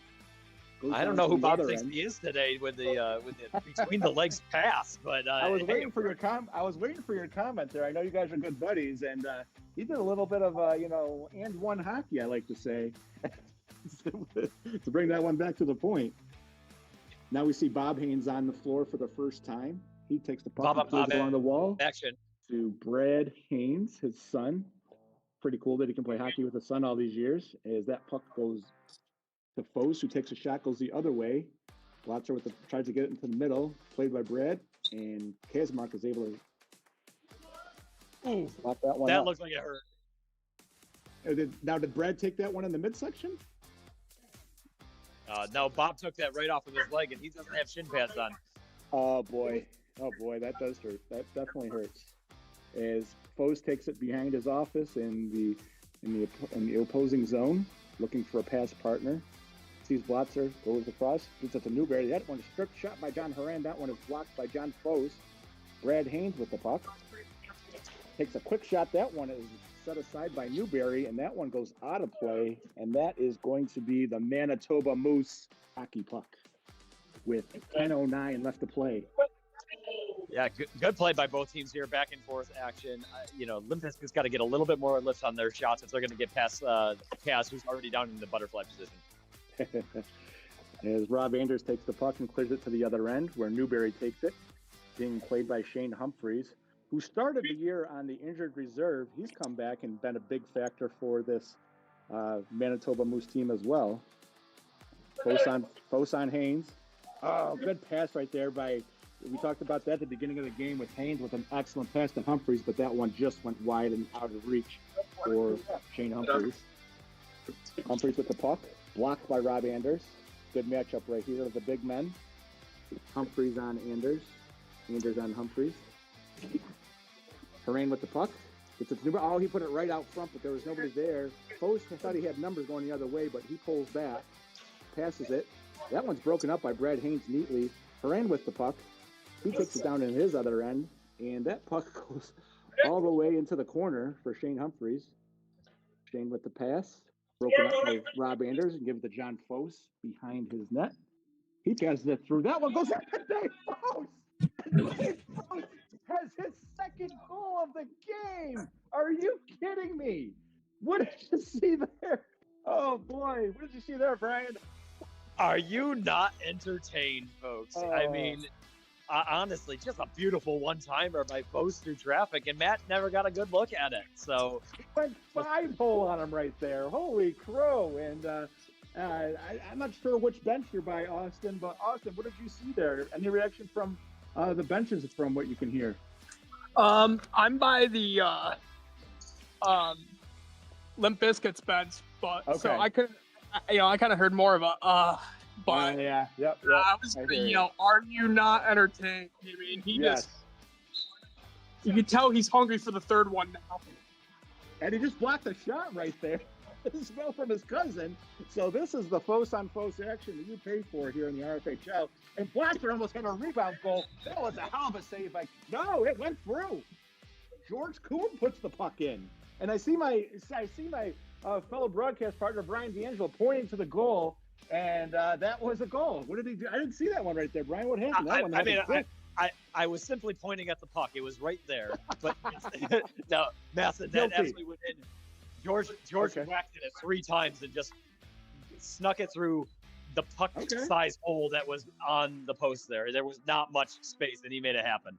Well done by George, and I think he's well on his way to having a good game as well, as Limp Bizkits takes the puck. And we have another goal, that one from the other end, and John Foes matches his cousin Dave, and we now have a 3-2 game with Limp Bizkit taking the lead. So 5 goals so far in this game, 4 from Foes. They just happen to be split evenly between the two Foes, which is they do. Not on the bingo card for tonight. Yeah, absolutely. And it's I can do better. Yeah. Brad takes the puck. That one goes down to the other end. Looks like this is going to be Limp Bizkit's puck as Kurt Brownell makes his way out onto the refereeing floor. What do we got Sweet doing? He's not doing anything? I mean, what does this guy do? Brad taking the puck down to the other way. Had a good pass, and he almost had his dad on the doorstep, but that was deflected by either Rob or John Blotzer. That puck goes up in the air, played by Bob Haynes, checked nicely by Anders. Good deke right there by Haynes, as he almost got a shot, but that one was blocked and went wide. Bob Hartman playing some good defense right now on Brad Haynes, which, as anyone knows, is not easy to do, as he has another block on Brad, and that puck goes behind the net for Rob Anders, who clears it to the other end. Played by Sean Petrie, passes off to Brad Haynes, who takes a quick shot. That one's in the rebound area, but Newberry pushed that one aside. Wall-to-wall action here tonight at Derek Katura, as Bob got the puck out to Brad. and that one went up onto the stage with 5:35 left to go here in the first period. You're watching RFHL hockey at Derek Katora on YouTube. I gotta give Rob Anders some credit on that last rally there from the defensive side, because he prevented a goal. Perfect pass by Brad over to Bob, and Rob got the last second stick lift on Bob. But Bob had wide open net there. That was bound to go in. Gotta love it. And Rob has some great hockey IQ, and he was able to use it right there. As the puck is played down to the other end by John Foster, who takes a shot from the other end. That one goes off the wall to the other side. There he possesses the puck to Newberry. Post with the puck. Passes it to Newberry, who was streaking down, had a quick shot, but that one went wide. Foss over to Blotzer. Blotzer to Foss. Back. Foss looking for an open shot. That one went above the goal to Kaczmarek. Did not see that one. And Petrie takes the shot. That's blocked nicely by Matt McCarchuk. And Foss settles it behind his office and back up the net. A good pass from Foss to Blotzer right there, as Blotzer was momentarily stepped away from Sean Petrie. Horan takes the puck, and that one is blocked away by Newberry, but goes behind the net to John Foss, who happens to be there. Foss behind in his office. Takes a shot. That one goes above the net. Kaczmarek looking for that one. Newberry over to Foss. Oh, was by Foss. Did you see that one? Does that one look like a shot? But Blotzer got a stick on it. A hell of a pass right there. And Blotzer just didn't even move his stick. It was just a perfect redirect. But Kaz was right there, and then going back the other way, McCarchuk just takes one right off the face and goes flying in the back netting. And it's special when you have a hockey player pass the puck onto your stick and you don't even have to move it and you almost score. That's called talent right there, folks. And John Foss just has it. Speaking of talent, Brad Haynes takes one from the point. That one goes down to the other end where he'll gather the puck and put it behind his net. And he's checked by Newberry. Foss puts the puck into the corner for John Horan. Got Dave Foss out front. Takes it behind the net. Is being closely played by John Foss. Horan passes back to Newberry. Newberry passes it back to Horan, and that one is gobbled up by Matt McCarchuk. No. Oh, good pass by Foss again to Newberry. That one is broken up nicely by Brad Haynes, and Foss takes it behind the nets into what I call his office, and is looking for a play there. Puts the puck into the corner. Here's George. Oh, George, nice save right there by Kaczmarek, as George Kuhn was right there on the doorstep. Limp Bizkits is really doing a really good job of having someone set up like John Foss at the key, George down low to do the cleanup work and the screening, and Noobs is just running around like a madman, just trying to find an opening. He was, and as you just mentioned, George Kuhn was there poking at it. Good play by Kaczmarek not to give up that rebound. 2:18 left to go here in the first period. John Foss takes the puck again as Brad had a shot blocked by him. Foss takes it to the right, looks, backs back up into behind the net. Comes out behind, takes a shot. That one was blocked by Brad. That went to the ceiling gods right there. And there is going to be Limp Bizkit puck. Foss plays it. There's Blotzer on the corner. Oh, that one rolled up on, I'm sorry, that was Bob Hartman. Bob Hartman almost got to that one, as it was a great pass by George, and Foss breaks it up the other way onto Dave Foss, who shoots it into the other side. Brad Haynes with the puck. Goes out front, but that was played to John Foss. Good defensive presence right there. Kaczmarek turns aside his shot. Foss with the puck, and he just made a nice move, but that shot went wide. He's got Horan on one side, his cousin on the other, and he does not have room to maneuver. As here's, Horan had Brad Haynes streaking down the middle, but just missed on that pass. 15, boys, 115. Haynes with the puck. Shot. Oh, what a shot right there. And gets the point from Bob Hartman. And he has just given the Limp Bizkits, I'm sorry, he has just given Manitoba Moose a tie hockey game right here with 54 seconds left to go in the third period. Yeah, and I apologize. I think I had the score bug wrong because I had one extra for Manitoba there. So it's It's officially 3-3 now in favor. Tie game, but Limp Bizkit was up before, so apologies there. Okay, no worries. And we have less than 30 seconds left to go in this period, and Manitoba looking for another one. They take a quick shot. That's broken up by Rob Anders. Nice play by Makarchuk right there. Turning that one aside with the rebound. Puck's off to Hartman. Hartman looking for Blotzer. Being stick lifted by Haynes, and that was a good play right there by Haynes. Is now the other way. Got Petrie to post. Oh, what a great play right there by Matt Makarchuk. As Ray Haynes came flying in right there. And do we have a goal? Who shot that? Brian? No goal. No he goal. Saved it. Okay. His foot, he pushed his foot against the post, and he caught the puck at the bottom of the foot and the post. Nice play by Matt Makarchuk to keep this game even. And I saw Kurt. Was Kurt doing the Maston pose right there? Was he pointing at the puck, or was I just imagining things? I couldn't see what happened right there. Thanks for clarifying that, Austin. Well, yeah, I'll tell you, Makarchuk got a standing ovation over there on the stage because they all saw it firsthand, and they just were. That's where the hoot and hollering coming from. Hey, Rob. Yes, yeah, unfortunately, I'm gonna have to leave the call. My phone's about to die, and I need it for GPS. So no worries.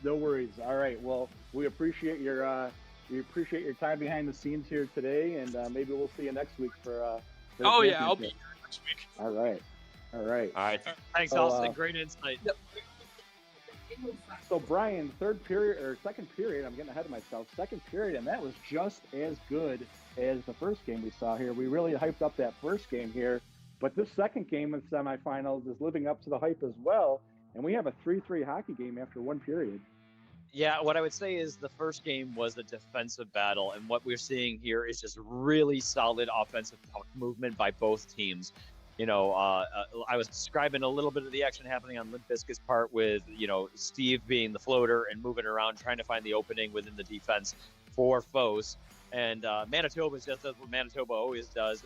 The only difference is we didn't realize the offensive threat for Manitoba was going to be Mr. David Foes. So, insane. That's, again, we talk about bingo card. That wasn't on the cards for the game. Good for him.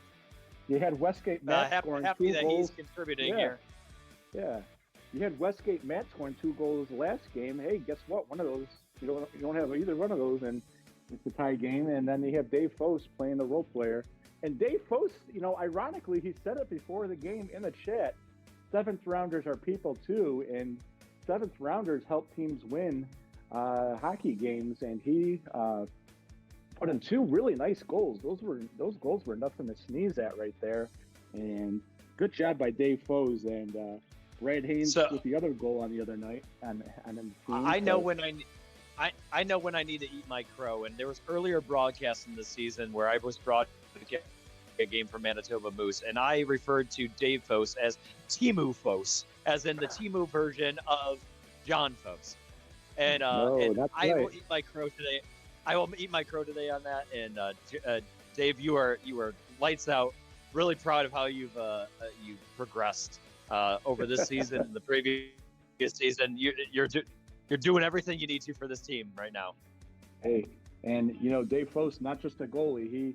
He's out going to have a heck of a season on the floor here for the Manitoba Moose, and we're starting to see some. Folks walk onto the floor. The Manitoba Moose are all set to go, and I'm seeing Limp Bizkits with 2 out of the 3 headed out there. What do we? We were talking about all the offensive firepower that both of these teams had in that first period, but both goalies need credit here again too. And I hate complimenting the Union, but Makarchuk had some phenomenal saves, took one off the mask, did some flopping around, had some hashing moves over there, as well as Kazmark doing his Kazmark thing. So both goaltenders, 3-3 game, but they stood on their heads in that period as they were peppered throughout that whole period. And this is not a sight that you see very often. I see 3 RHL referees by the scoreboard discussing something. Would like to be a fly on the wall for that discussion as far as what they're talking about. Is Swedish not even refereeing this game? Which is funny because if there was ever a game that needed 3 refs, it was the last game. So yeah, it was. Yeah. Well, Kurt was busy challenging the ref for that last game, so unfortunately his services were not available. But he is also one of the league's better referees, as he's been doing it for a long time, probably longer than any ref here in the RFHL. And we are underway here for the second period with John Fost possessing the puck, taking it behind his net, getting a quick pass off to Rob Anders. That one is broken up by Haran and played to the corner by Petrie. Fost being guarded by... Fost takes it behind his net, being played by Shane Humphreys. Shane Humphreys trying to figure out if he's going to go after him behind his net. Shot goes in. Shot goes into the stage area. That's played by George Kuhn, who's looking to play this rebound. Has Anders behind the goal, gets it off to Anders. Anders trying to get a pass out right there. Did not. That was broken up right there by John Haran, as he often does. Goes to the other end, and Makarchuk makes an easy save.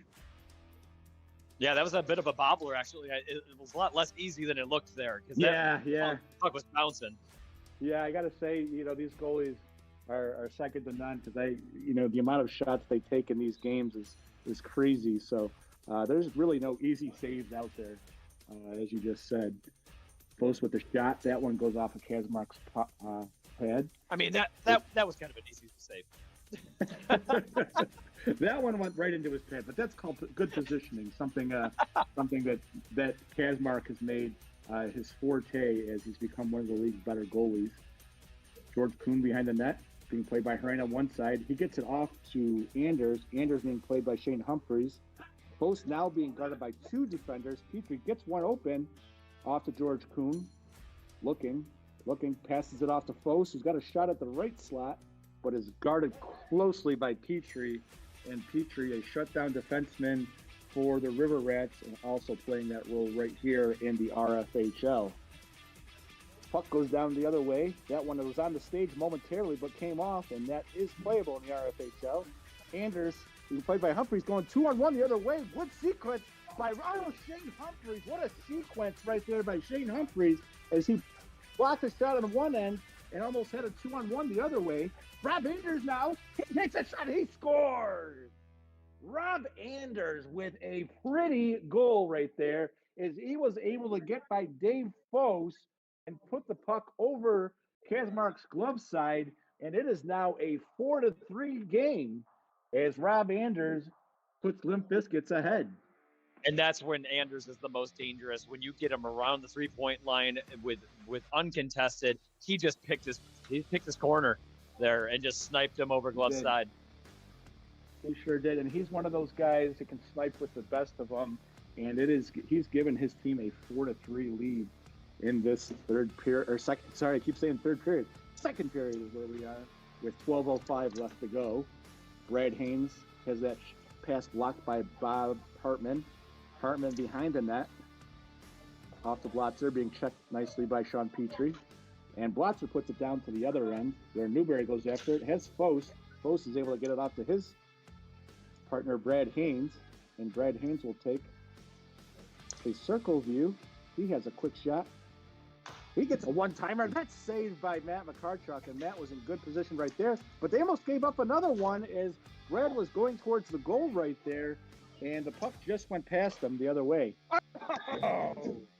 And Sean Petrie, right on the spot, as he was able to tie this game 4-4 off a snapshot from midcourt. Heck of a play right there by Petrie, as he just stood his ground and was wide open for that shot. And it's a 4-4 hockey game. The patience of Manitoba on that whole entire exchange was just phenomenal. They continued to cycle the puck, took their shots, continued to circle it around the key, and man, just really good possession throughout that whole entire exchange. Good play right there by George Kuhn to get open right there, too. I don't see how there's nobody right there on him. He just happened to go right by the defense, but Dave Foss was able to get over there late. And it's now on the other end with John Foss of Limp Bizkit with the puck. Looks, shoots it down to Newberry in the corner. Tried to get it out front to George Kuhn, but that one went past him. Played closely by Dave Foss. John Foss takes a shot. That one is blocked inadvertently by his own teammate. He takes a quick shot. That one went wide. To Foss again. Tried to get a shot through, and that one went out of play onto the stage. with 10:15 left to go in this. You might even say there's 610 seconds remaining of this period. There is. Counting them all as they come here. As Bob Haynes takes the puck in the corner, playing closely by Newberry, gives his son a shot, and Brad took a one-timer off of that. That one went wide of the net. That one had eyes, folks. Oh, and a nice pass right there by Bob Haynes. Goes the other way, and that one goes to John Fost, and he is able to beat Kazmark, blocker side, and he has given Limp Bizkits a 5-4 lead as they had a brief tie right there, and Limp Bizkits is ahead. Just a uncommon mistake on Bob's part there. He did the blind pass out in front of Makarchuk and just went straight on the Fost's stick, and that's deadly. Now we got Bob Haynes. We got John Fost being guarded by Brad Haynes. He takes a shot. Newberry gets the rebound. Newberry with the puck in the corner, being guarded closely by John Horan, who says, "You're not going to be able to take a shot." And he does, but that one goes wide off to the other side where John Fost possesses the puck and settles it behind his office. Fost takes a shot. That one goes above onto the stage and bumped off and went into the net. And let's see whose puck that's going to be. That is going to be Limp Bizkit's puck. 8:40 left to go here in the second period of the semifinal game here at Dara Katora. Good battle between RFHL veteran Shane Humphreys and Newberry for that puck. That one goes to the other end, played by Brad Haynes. Brad Haynes looking to get the puck out of the corner. Beats Fost to the... Oh, no, he doesn't. As Fost takes it, and he's going the other way. Got Humphreys. He tried to get it to Newberry, and Newberry was not able to corral that one. And that one goes into the corner for Shane Humphreys, who shoots it down to the other end. And Horan with a shot. That one goes above the net. Brad Haynes with the puck. Brad Haynes with the shot. That one goes above the net as well. Humphreys tried to get the rebound. That one was blocked. Nice job right there by the Limp Bizkits, as good defense prevented a tying goal. Yeah, this puck is going all over the place. It keeps flying up in the air, and it's kind of tough to keep tabs on where this is going. Yeah, it's feels like winter hockey right here as Kazmark settles that one in. Brad Haynes almost had the freeze, and he has tied the game. Man, you see him taking that shot, and it just happens so slowly when he takes that shot. He really just, I call it a yawner, and he has made it a 5-5 hockey game. Is once that puck takes off from his stick, it is a wicked shot. 7:10 left to go. Yeah, I'd say the free shot has taken less of a priority in this league throughout the years, but the one person that is still absolutely deadly with it is Brad Haynes. Yep. Speaking of that, John Fost takes one. That one just goes wide. As puck goes out to Petrie. Petrie tried to pass it, but it's checked closely by Blotzer. Blotzer was able to get that puck down to the other end where he has Fost wide open. Nice save by Kazmark as he put the puck over to the corner and got the rebound. Two nice saves right there by Steve Kazmark. Just plays huge there. Sure was. And I saw Fost take another shot. That one went wide. Good defense right there by Limp Bizkits. Another turnover by John Fost where he is uncontested. Oh, and we have a goal. We do. Petrie says, "Hey, Mr. Brad, I can do that too." And he is able to give his teammate a 6-5 lead. Back and forth we go. Seesaw battle. And the Manitoba Moose have now taken a 6-5 lead with 6:10 left to go here in the second period.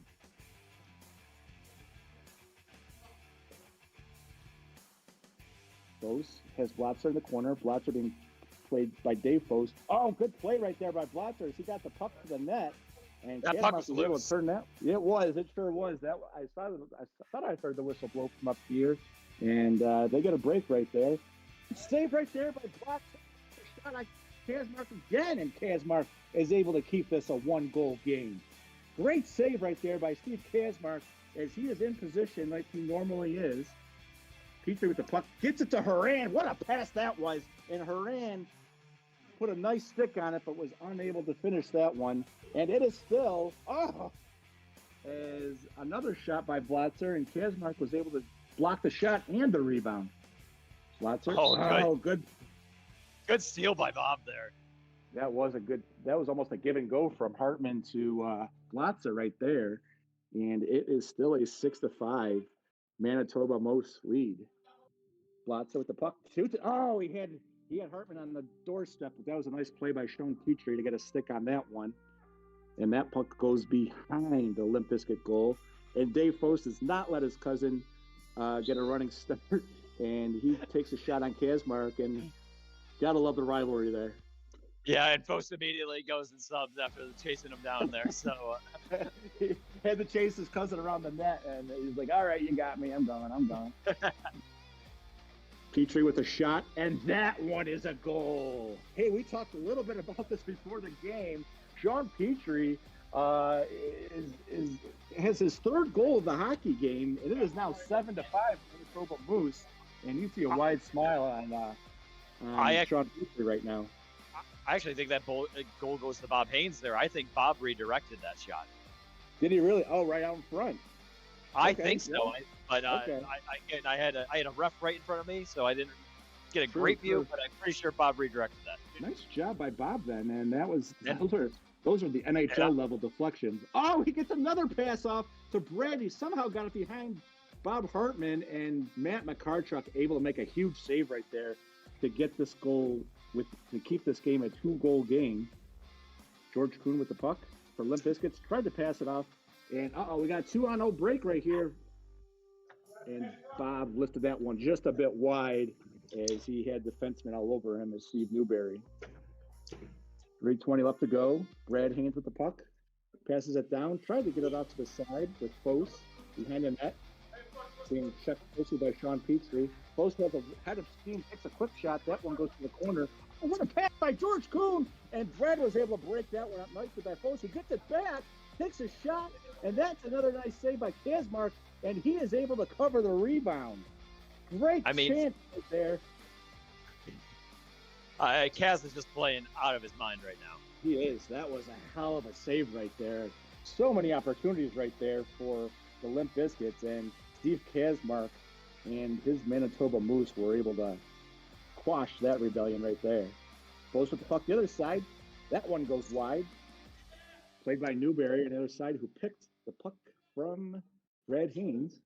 Newberry takes the shot. That one goes into the corner for George Kuhn. They got the tough line on there, right? They got their number one line out there right now with Newberry, John Foss, and George Kuhn. Arguably the best line. As Brad Haynes with the shot. Goes into the corner. Played on the other side by Sean Petrie. Petrie backs up. Feeling it. Picks a shot. That one goes wide. And that is recovered in the corner by Shane Humphreys, who's closely guarded by George Kuhn. And a nice save right there by Matt McCarchuk. Yeah, and Shane just got robbed by the vent there because he tried to bank it off the back wall, and it just got eaten up in the metal. Gotcha. Yeah, the idiosyncrasies of hockey sometimes. As a quick shot right there by Dave Foss. Almost had his hat trick right there as that one went across the line. Anders takes a shot. Foss retrieves it corner. Foss with his back turned to Shane Humphreys. Foss, nice play by Humphreys right there. One of the tougher guys in the league. Humphreys takes it the other way, shoots on McCarchuk, and McCarchuk has to gobble that up as he had Brad Haynes going the other way. And that was almost a really good looking play right there. Humphreys with the puck, tries to settle it. Foss picks his pocket, looking for a pass. Played closely by Dave Foss, who got Newberry. Somehow that one through got Shane Humphreys, and Newberry was just missed that one. Humphreys on Brad. Oh, what a nice pass that was. We talked about it before the game. Boy, Brian, that was a nice looking pass right there from Brad Haynes. It really was. I mean, Brad twisted up Anders there, and he could have probably taken the shot, but gave it away instead. Boy, these guys are putting it on the line as Newberry almost had a goal right there with a good hustle. He was able to block that save as Brad had McCarchuk beat, and that was a hell of a play right there. Humphreys with the puck in the corner. Shoots it to Brad. That one is blocked by Newberry. He returns the favor. Goes to the corner again where Humphreys plays it again. And Brad takes another shot that is blocked by Newberry. And that goes to the other end where Kazma was able to swallow that one up. And Humphreys is called with a high stick right there. And it will be Limp Bizkit's puck behind their net.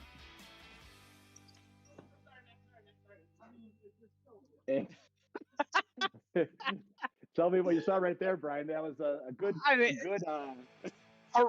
Haran was not wrong for taking a shot. He still had time on the clock. He took it before the whistle blew, but immediately apologized before even the whistle blew. That I'm sorry, I should have taken that shot. It was just Haran being, the gentleman and the scholar that he is. We will call that the Tim Anderson apology of the game to end the second period. I love it. It is 7-5 with the Limp Bizkits trailing the Manitoba Moose. And this is still anybody's game. A 2-goal lead in the RFHL, Ryan, as you well know, may as well be called a tie the way this league goes. And anybody gets hot, and this game could be swiveled right back the other way. Yeah, I think the difference maker in that period is Kazmark. I would say that John Fost had probably 5 or 6 uncontested shots, either something that he stole it in the neutral zone and then proceeded up and cleared his way, or he just received the puck and had nobody in front of him. And Kaz came up big every time on that. So to me, that's the difference maker. This could easily be 9-7 in favor of Limp Bizkits right now. So while the last game was a defensive battle on the floor players' part, not goalies too, but the floor players especially, this has just been outstanding on the goaltenders' part, as the offense has just been on fire for both of these teams. And 1 period left to play, and I see Kazmark up here looking at the press box. He's giving me a he knows we're talking about him, and he knows he played a good second period right there. And he's just one of those goalies that's always in position. You're not going to catch him out of position too much. And he's won some championships as a goalie here at the RFHL. He's made the championship his game, so very underrated. Yeah. Speaking goaltenders, Makarchuk's career playoff average is 84%. He had 84% last week in the playoffs. Kaz has a career percentage in the playoffs of 88%. Last week he posted a 93. So Kaz has been in the zone this season, playing lights out, and he's showing it again here today as his team has the 2-point lead going into the third. Hey, maybe playoff foes gave Kazmark his nickname for this game and for the last game. And he's, like I said, he's had some really good playoffs the past 3 or 4 years where he's won at least a championship. I think maybe 2. He's gonna correct me after the game, so I will ask because I can't keep. As somebody who has no championships, it's hard for me to keep track of other championships. I think it's tough for me to remember all the cards and everything, but I'm pretty sure Kaz has 2. Yeah. Okay. And he's been a big part of both of those championships, no doubt. And it looks like we're ready for the third period face-off as the best of referees. I think they're doing a triple team here. Paul Fridman doing both semifinal games this year. So he has earned his RFHL stripes. And I'm not sure, is Kurt down there at all? Or is he in the other box? I haven't seen Kurt since the first period. He is not. I don't see him on the floor at all. I did see Sweet earlier, so maybe we're just waiting for Sweet to come back. No, Sweet's down by the Limp Bizkit bench right now. He's in your blind spot. Okay, so we're good to go here. And we are here to start the third period, finally, as I've been saying all night. We are finally here for the third period, and we are underway as Bob Haynes picks the puck from Bob Hartman, gets it off to Sean Petrie, who plays it back to Bob Haynes. Bob tried to get it out front. That was picked up nicely by Bob Hartman, and Bob had a nice play right there. Tried to get it out front, but that was a no-go. Nice play right there by the forechecking George Kuhn, who blocked Sean Petrie's shot, took it the other way. Haran shoots the puck into the corner, gets his own rebound, and that one is stepped on by Matt McCartchuk for a Limp Bizkit free shot. Nice shot right there.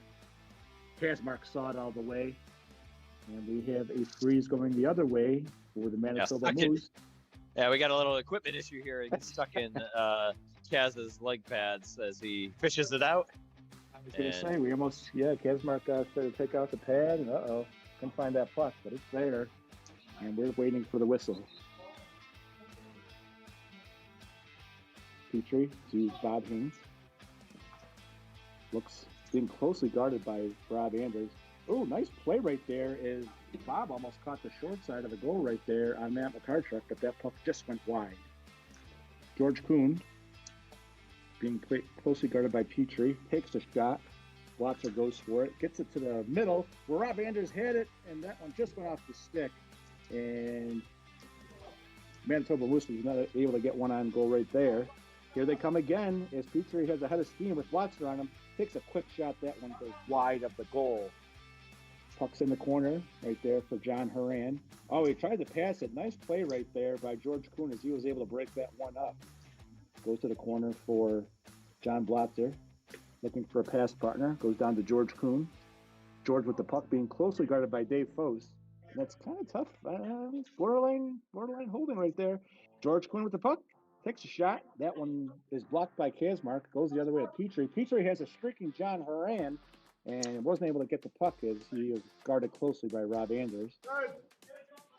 Dave Foss shoots the puck into the corner. Nice play right there as that puck was going the other way. Kuhn loses possession. Foss had a great opportunity there, just couldn't connect. Oh my goodness! And Dave Foss has a hat trick, folks. And he has scored his third goal of the game. Dave Foss makes it an 8-5 Manitoba Moose lead with 12:15 left to go.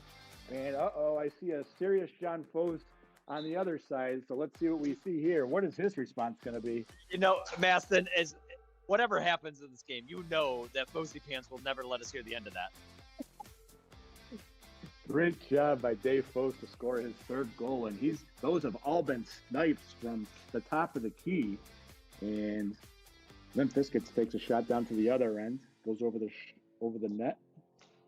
Oh, nice play right there as Bob Haynes is right on the doorstep. Played nicely by John Foss.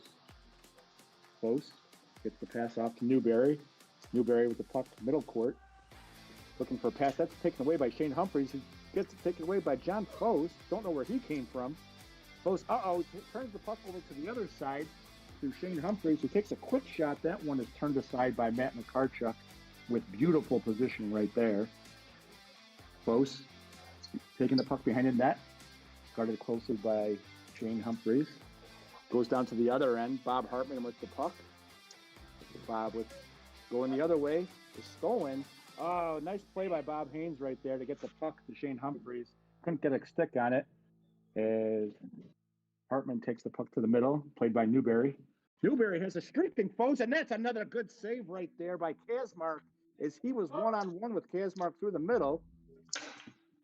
Rob Anders gets the puck. Manitoba is just preventing Limp Bizkit from getting really good looks right now. I mean, they're really controlling the pace of this third period. They're forcing Limp Bizkit to play their game, and it's dangerous. They got to find some way, and as they almost had an opportunity there by Steve, but they got to find a way to make this their style of game. Nice play. Two nice plays as Foss and Newberry were really putting the pressure on Kazmark right there. He was easily able to turn aside three shots right there. Great play.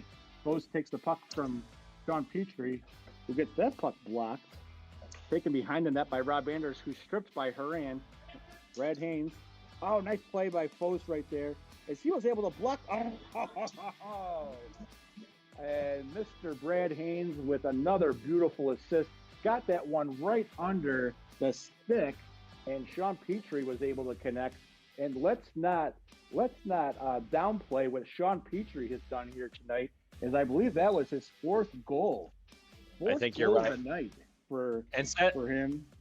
And sadly for John Post's part, lightning didn't strike twice. He had a phenomenal disruptive block there, and Manitoba just able to recover from it and flip it past them for that easy goal there.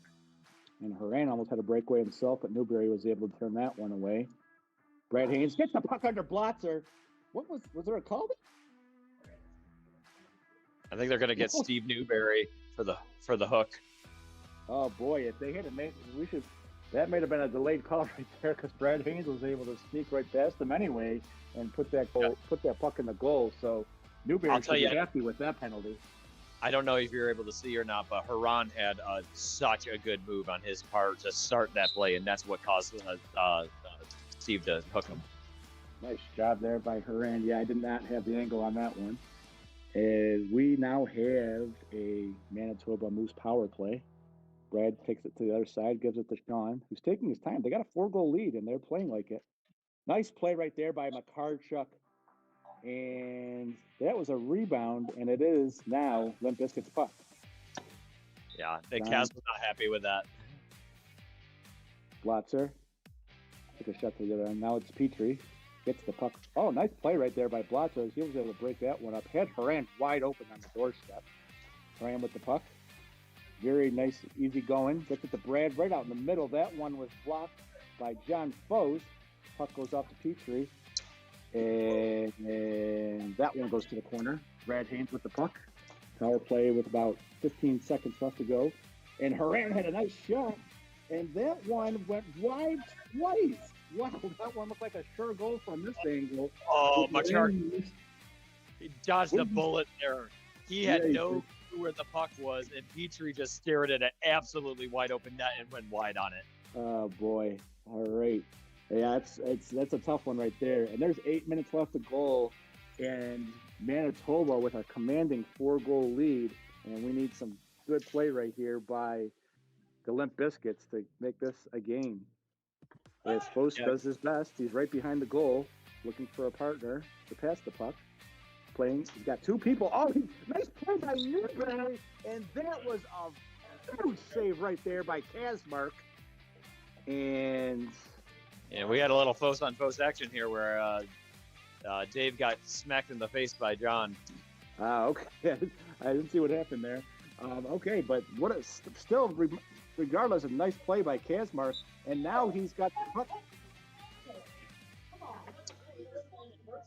And we might have a little bit of a controversy here, as Kazmark thought he had that puck under his goal pads, and I believe we're going to call that a goal. Is that what you're seeing down there, Brian? I'm not. I mean, the puck was in his 5-hole. Steve thought he had it covered. They thought it was loose. Steve Newberry thought it was loose and took a jab at it and went in. So yeah, I mean, we have ourselves a 9-6 hockey game, and that's a good way to get back in this game. For if you're a Limp Bizkits fan, this is where they need to start their comeback. As Newberry takes the puck and shoots that one out of play to the bench area. Looks like we're going to have a freeze here with the puck being possessed by the Limp Bizkits. On that one with the goal there, I don't like. From our angle, it's really difficult to see whether or not that was actually. Yep. And directly underneath the pad. So. Okay. So Shane Humphreys with the puck. He might have takes the puck the other way. That's blocked by Newberry. Good forechecking by Newberry right there, as he's really starting to turn it on with this Limp Bizkits forecheck, as John Fost takes the puck behind his net, goes the other way. 6:10 left. 6:10 left, and that's a good shot right there. Kazmark was able to turn that one aside. Newberry with a shot. Behind the net is Foes. Oh no, that one was played on the net, and that is a freeze for the Manitoba Moose. It's played by Sean Petrie. Petrie takes a shot. That goes into the other corner. Played by Shane Humphreys. And Kuhn is able to push that one out to the other way, but Sean Petrie plays that one. I think the Limp Bizkits might want to think about taking a timeout here, as I feel like they're a little flat right now where they need possession of this puck. Newberry again in the corner. Manitoba forcing them to play their game. Yep, absolutely. Both with the puck behind the net. They do now have possession. He's looking for a partner, being closely guarded by Brad Haynes, who's a hell of a defender. Takes a shot. That one goes to the other corner. George Kuhn with the puck. He shoots it. That one goes wide to the other side, where Shane Humphreys plays it to the other way. And that one is covered by Matt McCarchuk. Good shot right there from, nice pass from Foes to Newberry. Newberry shoots that one. Played aside easily by Kazmark. Going the other way. Brad with the puck. Gets it to the other corner. Passes it to Humphrey. Good passing right here by Manitoba Moose. Oh, it's Kazmark as he was able to deny John Foes right on the doorstep as he had a bit of a mini breakaway right there. That could come back to play some huge dividends in this game. Wow. Well, that was a sneaky one that Kaz didn't see too much through that traffic. Yeah, but he was still in position right there, and he makes the save regardless. And now it's Limp Bizkit with the shot. Anders with the save. Nice play right there by Bob Haynes as Foss was right there on the doorstep, and he was able to stick check him. Humphreys with a nice play on Bob Hartman. Goes the other way. Foss with the turnover. Looking for somebody behind the net. Oh, goes the other way with Shane Humphreys being closely guarded by Bob Hartman. And Humphreys will pull it into his end with 3:45 left to go here in the third period. And the Manitoba Moose holding a 3-goal lead. It is 9-6 in this last semifinal game at Derek Katora. Bob with the puck shoots. Had a streaking John Horan there, but he was unable to get a stick on that one. Close with the puck. Looking to break out. Passes it off to Rob Anders, who has the puck in the slot. That one goes to the other side. Blotzer has the puck behind the net, looking to do something. Oh, nice pass right there by Blotzer, but that was broken up by Brad Haynes as that puck had eyes. He was looking for John Foes in the slot. And now you're getting into the issue too, where the team that's been possessing this puck the majority of this. Oh my goodness! And I spoke too soon because John Foes just ripped it from inside his own arc to make it a 2-point game. That's probably the third goal of the night that I just did not see whatsoever. And wow, that is a key goal. 3 minutes left to go, and it's now a 2-goal lead. Well, and it still applies what I was going to say, but Foes is making it a little bit easier. I mean, Manitoba has been playing the possession game the majority of the second and third period, and Limp Bizkit's just got to find some way to disrupt and actually get some quality shots on net. And so Brad is over here and closer to me in the Rob Ray penalty box, killing clock, and you can't have that. You got to be able to get regain possession, regain control, and find some way to sneak some in here. So Kaz is just playing again lights out, and not too much you can do when you got Foes shooting from behind his arc and through traffic. It's just those find a way. Yep, they will. And so we have a 2-goal lead here with just under 3 minutes left to go. Both teams strategizing.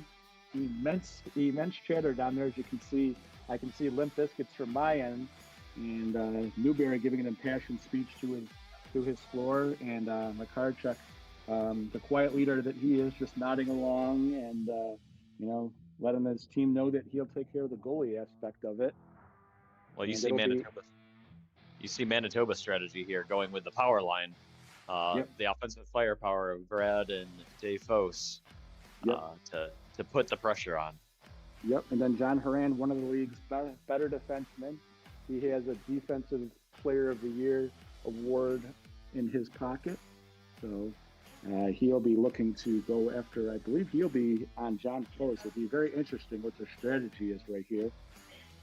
I think you hit it right on the head. You got Duran that's going to be trying to lock down on Foes, block those long shots, because those are going to be the most dangerous when it comes to somebody not seeing it and something sneaking through. So, and keep an eye on Blotz. He may be posting up low and is sneaking one in on the rebound. Right. Well, off the face-off, and he does just that, as that shot is right on goal. As Horan will play that. Oh, that's turned aside. Well, John Foes with a nice looking play right there. Dave Foes, the 3-goal scorer of the game, takes the puck down to the other end. He's playing it in the corner, and you'll have to help me out here, Brian, as I have a blind spot. Yeah, nice. just getting a little chippy down there. Gotcha. Second game in a row we've had that. Nice play right there by Rob Anderson, trying to get it down front to John Foss. Brad Haynes with the puck. Nice play right there by John Horan as he gets the puck to the other side. Nice play again by Rob Anders as he's able to chip that puck out to center court, and Brad Haynes is able to take that. George Kuhn with the puck, looking, had a good shot. Foss and Blotzer had the rebound. Foss 2-minute call to take a shot. 2 minutes left to go in this third period, and it is a 2-goal lead for the Manitoba Moose as John Foss takes the puck behind his net, playing for his playoff life. And Petrie's on the floor again now too. Okay, so that's good matchups all around as Limp Biscuits has their team on the floor with John Foss captaining it, being played nicely by Brad Haynes. He tried to put it towards the middle. We got going the other way. Petrie, he takes a quick shot, and that's played nicely by Matt McCarchuk, is able to keep his team in the game. Petrie, checked by Newberry, and Manitoba. Newberry, nice play, but that was a great check right there by Sean Petrie as he was not able to get past him. Finally does. Good pass by Kuhn.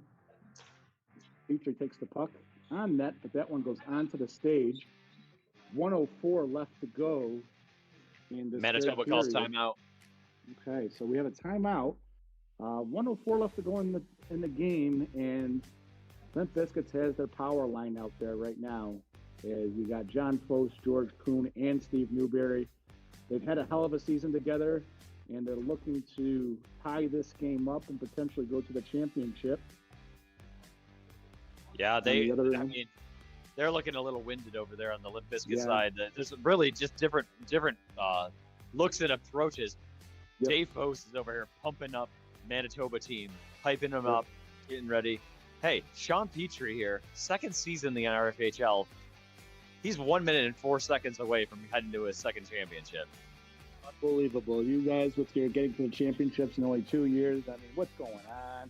Especially Shane Reisinger going to his fourth consecutive championship. Mr. Unicorn himself. Rubbing it into your face. He is. He's a good guy, though. He is that. He's been very good to all of us non-championship winners.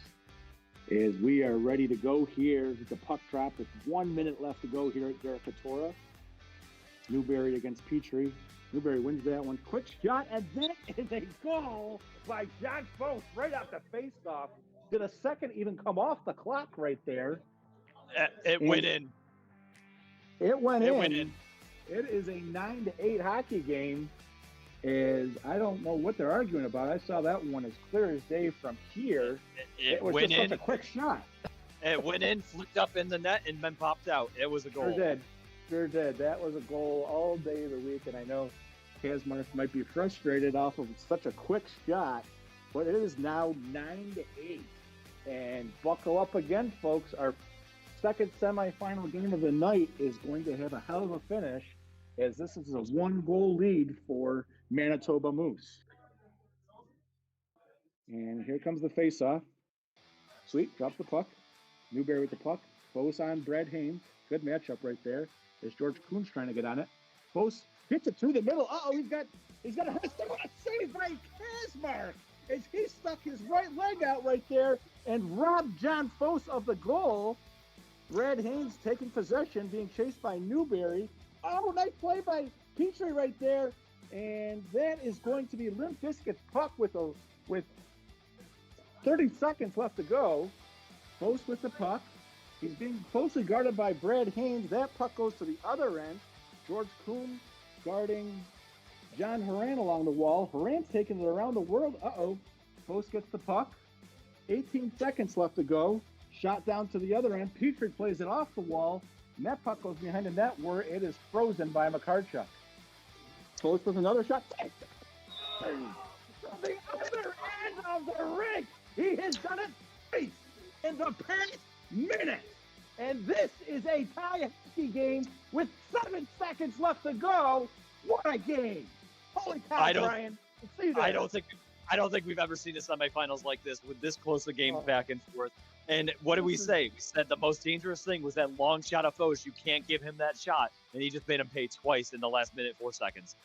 Unbelievable sequence right there by John Foch is he scores 2 goals from beyond center court. And what a hockey game this has been. Tie game, and folks, don't get me wrong, there's 7 seconds left to go. So we could potentially be going into overtime. Foch with the puck. Oh, no. Oh, he gets it to the other end as he had pressure from Bob and who took that last shot? That was a hell of a shot right there. Kazmark frustrated right there, but his team didn't do him any favors as they should have been all over Foch on that face-off. Oh, my goodness. Bob Haynes talking to referee Paul Fridman right there. But I didn't see anything that was unfair there. Those were both 2 goals, no doubt about it. I'm sure I'm going to be on Manitoba's shit list over here because it was a tough look over here on that 8th goal on Limp Bizkit's part. I saw it clear as day. It was a goal. No doubt about it. No doubt about it. I saw it from up here as well. So if anybody wants to argue about it, I had a bird's eye view because, like you said, the puck went into the net, then it went up to the net, and then it came out. So it was a goal. No, if anything, it was a goal 3 times. It was definitely in there.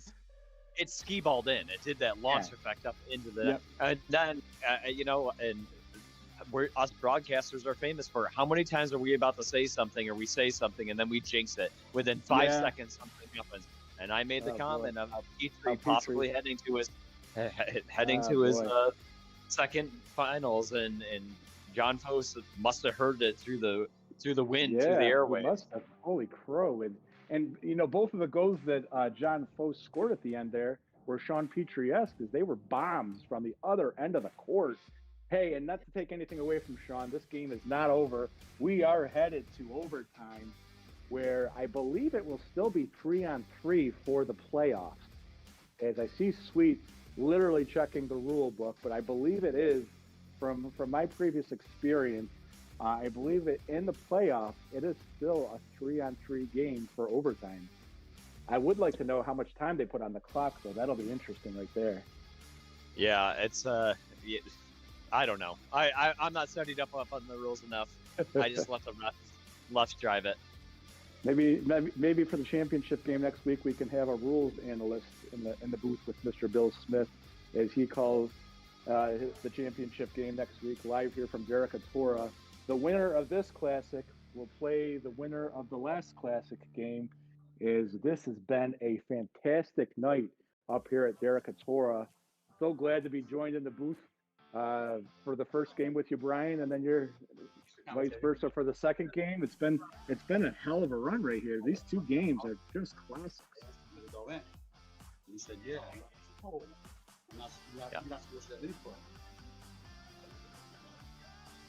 Yeah. Sure. Are you getting some? Yeah. So I feel like what's happening down there is Bob Haynes is a little upset with color commentator D'Angelo, but I could tell you from up here it was a goal. So they may be arguing it still, but there's no doubt it was a goal. Bob has a fair gripe, but the number one thing in the playoffs is you want the right call to be made. So Absolutely. That's the number one thing. So Bob has had situations as a ref where it was like he could not see it, and the broadcaster who had a view said, yes, that was in. And then they received flack back saying, hey, anyone outside of the ref shouldn't be making that call. Yeah, so, that's a slippery slope right there. No, that's a slippery slope. I hear you. Well, it's a slippery slope, but listen, like Bob even admitted, he goes, it was the right call. It was the goal. Yeah, so even Bob's saying it was a goal, but it was clear as day. It's the goal. Yeah. The last thing we want is a team making a comeback here who gets I think Paul initially called it a goal, didn't he? I think he did. Yeah, he did. I was more said goal, and then he just that's what I thought is that is Paul did confirm that it was a goal, and then you just said, I saw the same thing. It was a goal, and if they had checked up with me, I would have pointed at it too, but nobody would have had any idea. Oh, hold on, they got. There's no clock. There's no. Is that on purpose? I don't think there is clock. I think we're just going Nope. All right. No, Whoever scores no. here. We're going to be here All till right. midnight, folks. Right. This could be. We have more frequent goals here in the RFHL than we do in the NHL, so we shouldn't be here for too long. But hey, I haven't gotten a lot of my analysis right tonight. As Kazmark giving Paul Fridman some pause as he reaches behind him, but that puck is clearly I in sure front as of him. hell won't make it. I sure as hell am not going to make any goal signs over this period. So, Yeah. Okay. I mean, are you kidding me? What a goal by John Frost as he took it on the hash mark behind the half-court line again, and he wins this game for Limp Bizkit 9-8. Another classic up here at Derekatora. yeah, just I mean, two comebacks today. And honestly, Limp Bizkits has been a solid team all season. I'm not surprised to see them heading to the finals. And Manitoba had a great, amazing game. Oh, boy. Dave A Post heartbreaker. played awesome. Post brothers, they're going to be. That is a heartbreaker. Both heartbreakers for two teams, both times. Yeah. So. Oh my God, boy! That second game was better than the first, and I had just talked about what a great game the first game was, and that one went into. This game goes into overtime, both 1-goal games, and folks, I believe we're in for a treat next Wednesday night at 7:30, as we will now have, it is official, the Limp Bizkits, the number 2 seed, will be taking on the number 1 seed. Masturbators. No, Limp Bizkits is the 3rd seed. Oh, they're the 3rd seed. Okay, okay. So I stand corrected. It's the 3 seed versus the 1 seed, and league historian Jeremy Bamer or Jeff Sweeting will have to tell us what the statistics are on Facebook as we take a look at that. But Brian, I don't even know if you can arguably say this is one of the best playoff games we've ever seen here. Hey, Rob. I got the commish telling us to wrap it up. He wants to shut everything down. So all right. All right. Hey, all right. Is it Wednesday? I'll see you next week. It's Wednesday. Great game, everybody. Great game.